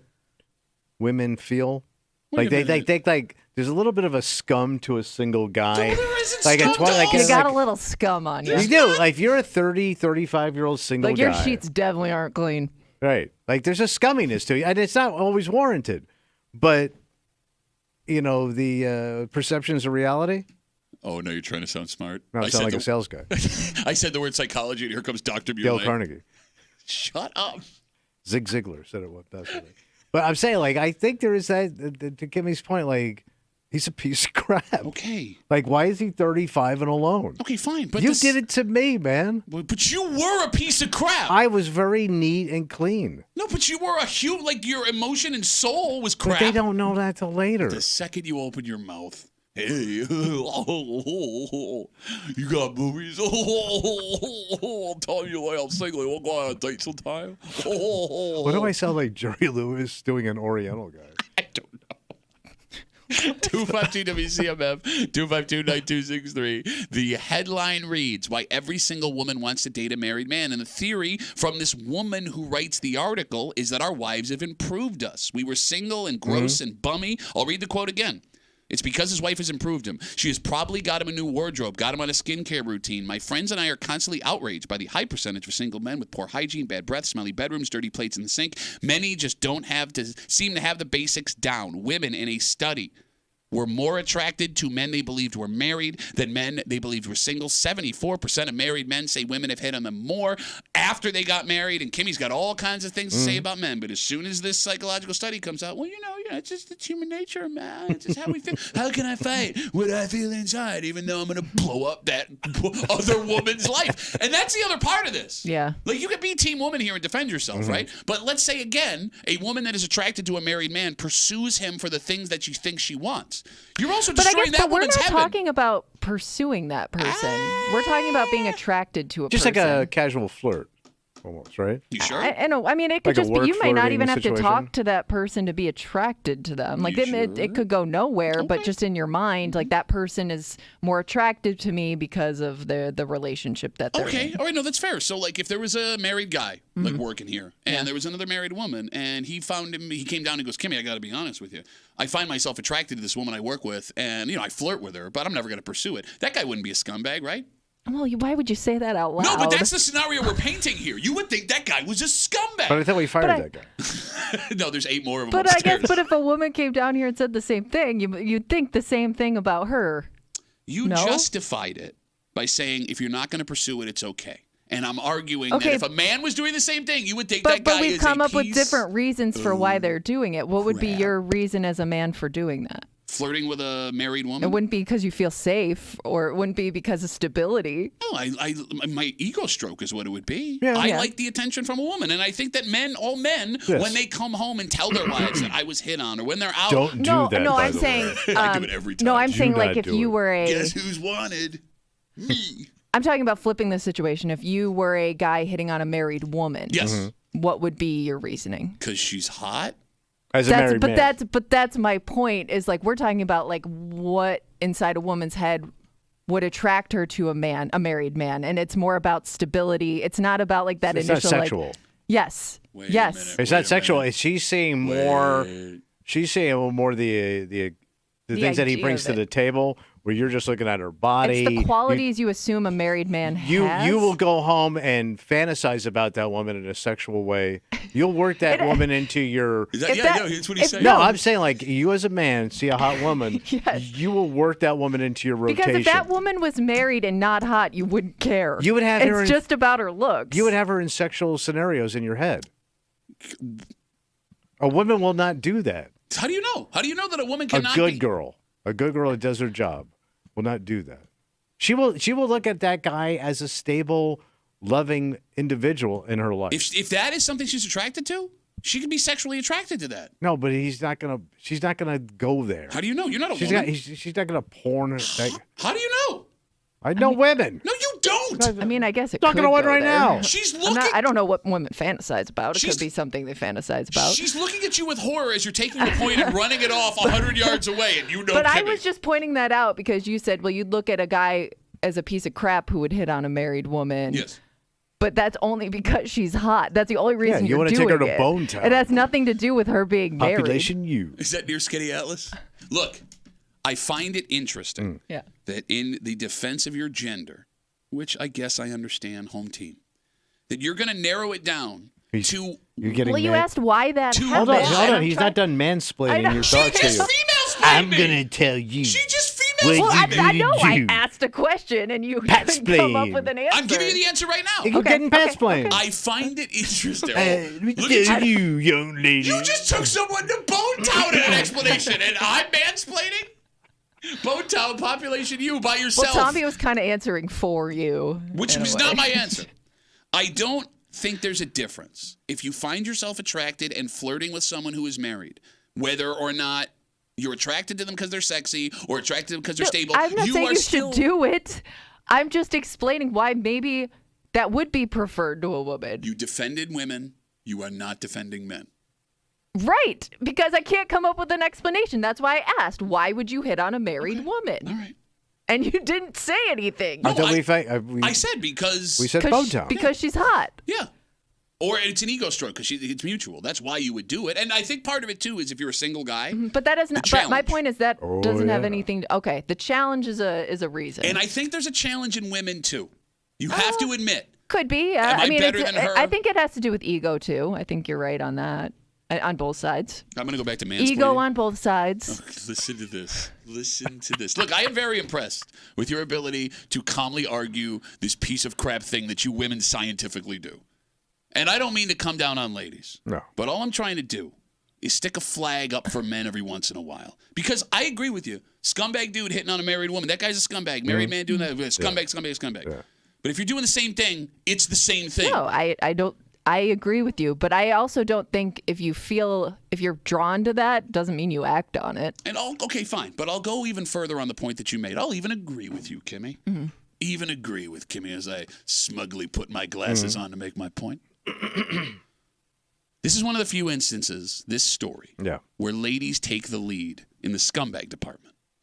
Because there are lots of low-end, no, Kimmy, I need you here. There are lots of low-end, dishonest, manipulative things, Tommy, that men are willing to do in an effort to get laid or meet we'll do women, all of it. Right? Okay. But it doesn't feel like a woman being in a relationship makes them sexier. There's that challenge argument, fine, but it's not a huge thing. No. Right? There's the ego stroke, but you can get an ego stroke from another woman. I get there are guys that'll be attracted to a woman and not care and do it anyways, even if they're married. Yeah. But this study shows that women are more attracted to men in relationships, which makes you scummier, Kimmy. But I think it's because of the qualities you see. It's not because they're in a relationship. It's the qualities that you assume they have because they're in a relationship. But they wouldn't have those qualities not in a relationship. Well, you don't know. Or you don't, again, it's all assumptions. I mean, they base it on, some other woman found him attractive, so he's got something going on there. Or, that I'm again, not he's just seeing. his ability to commit, maybe. Yeah, and be a good father, be a provider. And he could be a piece of crap husband. I don't know. But they just see initially stability. seeing it. They smell stability. You know, the ultimate irony here, and I guess the thing that hurts the men the most, I guess if you're going to look at it from 1,000 feet up, right? Like if you're married, you love your wife, that's great, awesome. But all we did for all those years, the money we spent, bending over backwards, the stupid risks we took, trying to meet women and get laid. And all it took was being with a woman that you love for those women that wouldn't have given you the time of day to be like, oh, now you're sexy. Yeah, but just because they talk to you doesn't mean like they want you. Here we go again. Like you think you would have gotten laid that much more if you had a wedding ring on. I don't know. So if you're a guy maybe starting they out in would've- a job today, Yeah. let's say you're starting a new job in an office. Okay. You got your cubicle. Sure. People don't really know you all that well. Yeah. Put the wedding ring on, get some fake family pictures and put them up in your cubicle, and just do the social experiment and see what women come around and do. It's a great idea. I would love to see that. Are you more paranoid? Like, do you see it more because you're paranoid about people hitting on you? You know what I mean? I mean, maybe, look, like I maybe understand you your notice it argument. more because you're more conscious of it. I understand your argument that married men want to believe that single women are hitting on them because it makes them feel good about But you still got themselves. it. Yeah, everybody wants to feel wanted. And yes, You like got I'm it. not getting too old. I'm still trying to look. I'll buy into that idea. But we have proof that it happens, Kimmy. Let me ask you this question, because you brought up a great scenario. Let's say you're a single man, you start a new job today, fake wedding ring, fake family pictures up in the office. And a woman starts flirting with you because you're married. And let's say it goes a step further and a physical relationship happens. Who's the more unethical one in the situation? The person that lied about it? The man who lied about having a family only to get laid? Or the woman who had sex with what she believed was a married man only because he was married? Oh, it's the woman. Only based on the fact that she initiated the process. Like she fell into the trap. But you set the trap. Doesn't matter. I'm going to step back from the mic and let you guys figure this out. I think if you fell into that trap, you got exposed. You did. No, I don't know though, because that's a pretty extensive Not really. move you made. Couple of photos and a fake But ring. you faked All I had it. to do. I would be freaked out that you printed out fake photos and put them up everywhere. They came with the frame. Well, you'd have to put yourself in the photo. Yeah, I mean, like you're you can have going those ones like you're kids doing like cutesy photoshopping, things. I have a black child, an Asian child, a You're Mexican also- child. Bro, you get that, you done. You're also not lying to just one person. Like you have to fake an entire life for coworkers. No, I'm new. I'm just new. It's a social Yeah, experiment. but I'm you'd have new. to like she's gonna tell your coworkers that you're not married. Those aren't real people in your photos. I understand the Do you know what kind of psychopath that's going to make you look not like the at question. work? The That's not question the is, question. in the initial trap that I set, The fact that you're calling it a trap makes us look worse. but it is a trap. It is. It's if you're doing it solely for that purpose. Yeah, it is absolutely. I think the woman that shows up sniffing around solely based on what she sees makes her worse. You're gonna argue If the man. that's the reason she did it, then yes. I still think it makes you look like a psychopath, but a different kind of bad person, I guess. I don't know. It's amazing. Takes one to trap one, man. It's just amazing. Right? You Tom. want to catch a thief? Hire a thief. It's pretty impressive that no matter the situation, according to Kimmy, it's always the man who's No, a I bigger said she was a scumbag. piece of crap. I said bigger scumbag. Oh, no. I mean, you are just a weirdo if you're doing that. You are a weirdo. Again, I'm going to change the argument to include long-term ramifications. Do you imagine if some people we worked with faked an entire family? I'm pretty sure to that's get actually laid? happening with one guy that works upstairs. Yeah, what do you think about him? But it's funny how I said that, and we all immediately knew Thought who of I was different talking people. about. Yeah. No, we all thought of the same exact guy. Oh, wait, no. Maybe not? Maybe not. Well, we'll find out. I don't know. Can we go hit on him and see what happens? Let's take a break. One of the biggest bands in rock and roll history could have been infinitely different when another one of the largest solo acts in music history could have joined them. And we've seen some old... So we're going back a few years? It's not that long ago. All right. Look, we've seen some mega successful, popular... mergers. So like mega bands like the Traveling Wilburys. Yeah, or supergroups. Yeah, the Highwaymen. We've also seen some major names join bands that they weren't a part of. Yeah. But this might have been the biggest one of all time. And we'll tell you about it next here at the Break Room on 96.5 WCMF.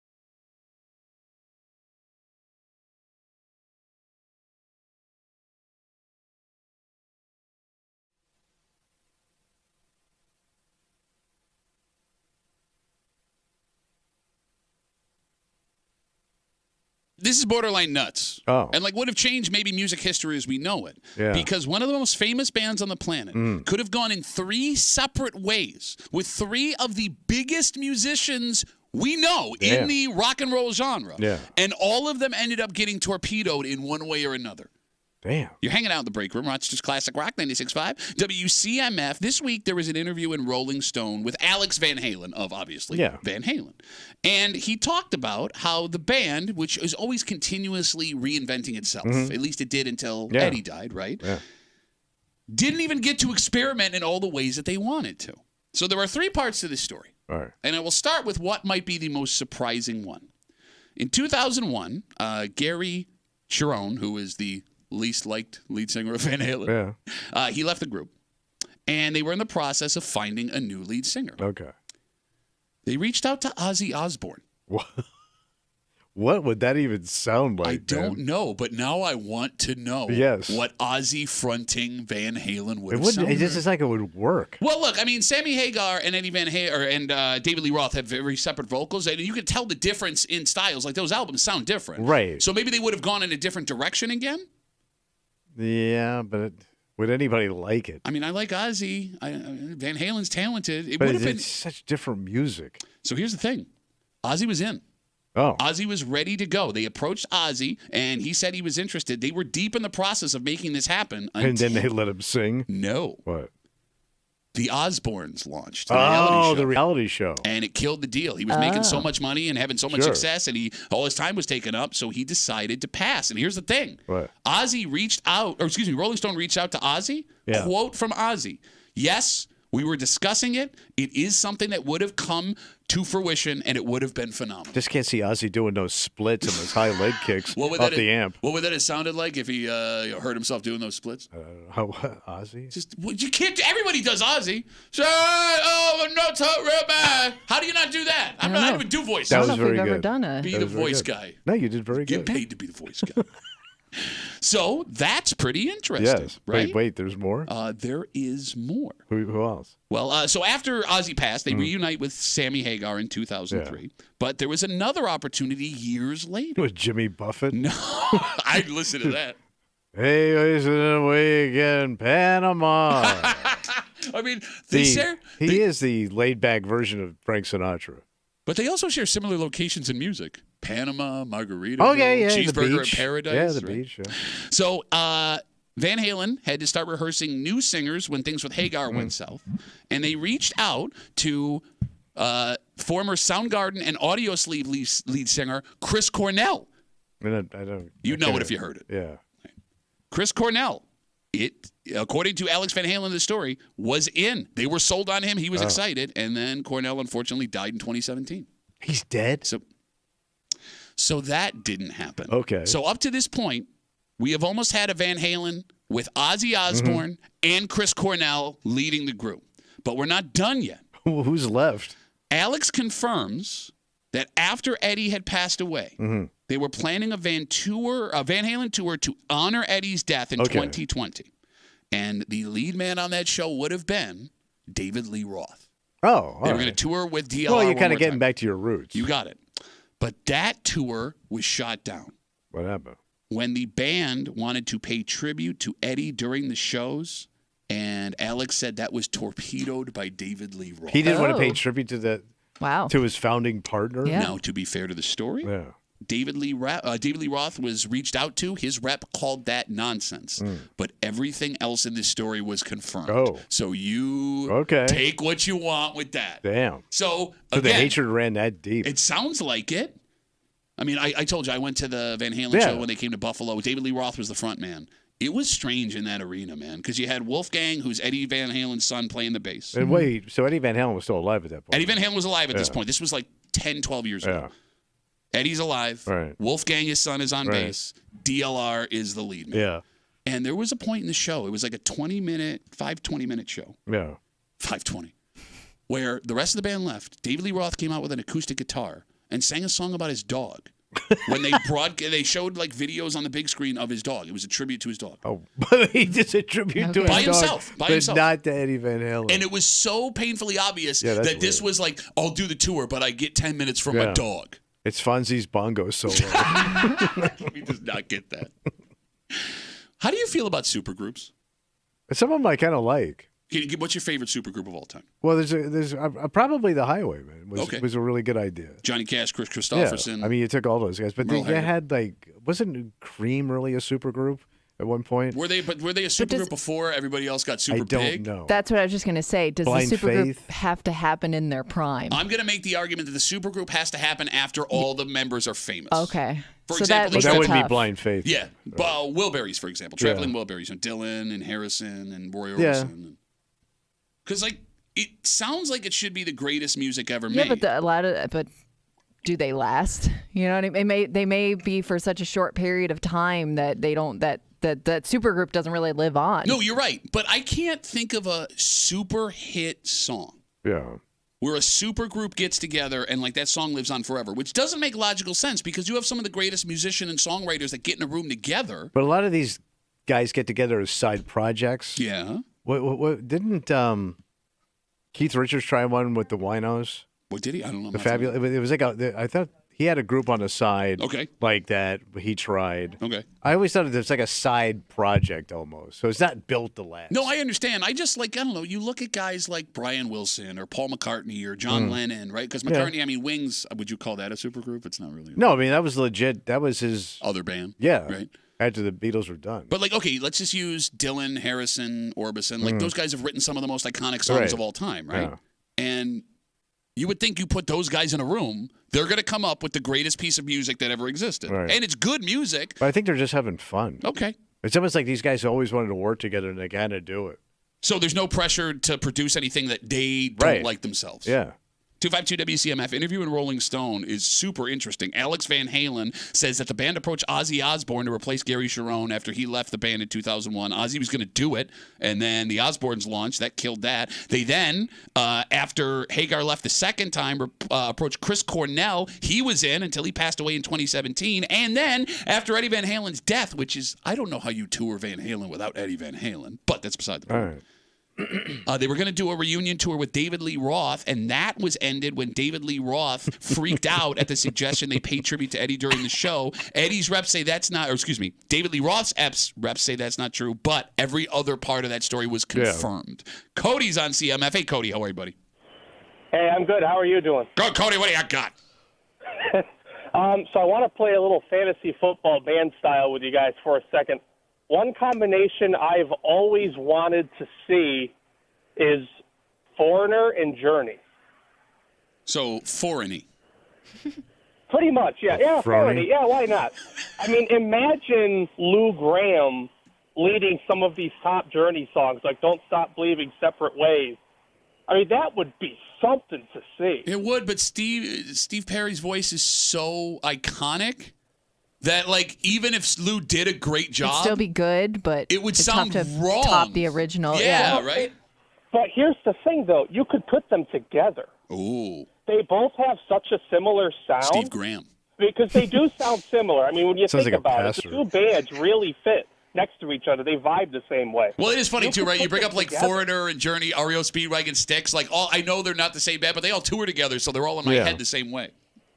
Yeah, yeah. Well, and also you bring up REO Speedwagon, you could put Chicago in there, too, with them. I do. I love me some Peter Cetera. Okay. Some cheesy. Yeah. Cody, thanks for the call, buddy. Have a good rest of the day. That's becoming a problem in my house. What? So I have this bad habit. I love cheesy 80s power ballads. An embarrassing amount of love. What's that one that Peter said? Next time I fall in love. Oh, yeah. Ooh. There's a point in the song where they're just we're not going to write lyrics here. We're just going to say ooh 5 times, right? I know it's a cheeseball song. Yeah. I live for it. I am the man who will fight from the Karate Kid for your right. I could pass on some of that. Is that because that's what your dad listened to when you were a kid in the car? It may Is have it been. a nostalgia kind of thing? It may have been, right? It's just big and it sounds big and I don't know what it is. Anytime a song like that comes on the radio, anytime I remember that song exists, I will put it on. And my wife despises Yeah, that. because it's lame. It is tough if you pretty don't badass. like it. If you don't appreciate it, if you don't like it, that's awesome. tough music. I to mean, listen to. your wife likes jazz, probably, No, right? she only says she likes jazz to impress you. She's at work, right? Yeah, that's the thing. She thought she was impressing you. I'm pretty sure she likes jazz. Oh, really? Because there's not a single damn jazz record in my house. But I got Peter Cetera, I'll tell you that. I am the man who will fight for the honor of Peter Cetera. What is your wife like? What's her favorite music? This is also embarrassing. Right. Recently, she's been listening to like early '90s, like deep, like alternative. Oh, That's the early '90s, right? I No, mean, but I'm that's saying like those one-hit wonder you're kind talking, of songs. We're talking like the Replacements, like bands Oh, okay. you wouldn't know. We're not talking Green Day and like stuff like that. We're talking like some like weaker than's, like deep stuff. Oh. But she never mentioned that. Like I don't even think she knows But that the would music. but that would make sense because she would have been a kid, early teenager during that time. No, that's coming of age music. I would It's just- understand why she would listen to that's probably prime for her. because you're all over the place. I have an eclectic music. You do. For you, you've had it since you were a kid, which I always thought was weird. Thank you. I'm giving you a compliment. Look who's talking, right? You weirdo gin drinking 15. Look who's man who loves jazz also knows every word to every country song from the 1950s, 60s, and 70s. Wants to drop facts about Big Daddy Don Garlitz and then go play something. Oh, brothers rule. We come back, wrap it up, try and find some Cetera to play for you next year in the break room at CMF. But first, I got to tell.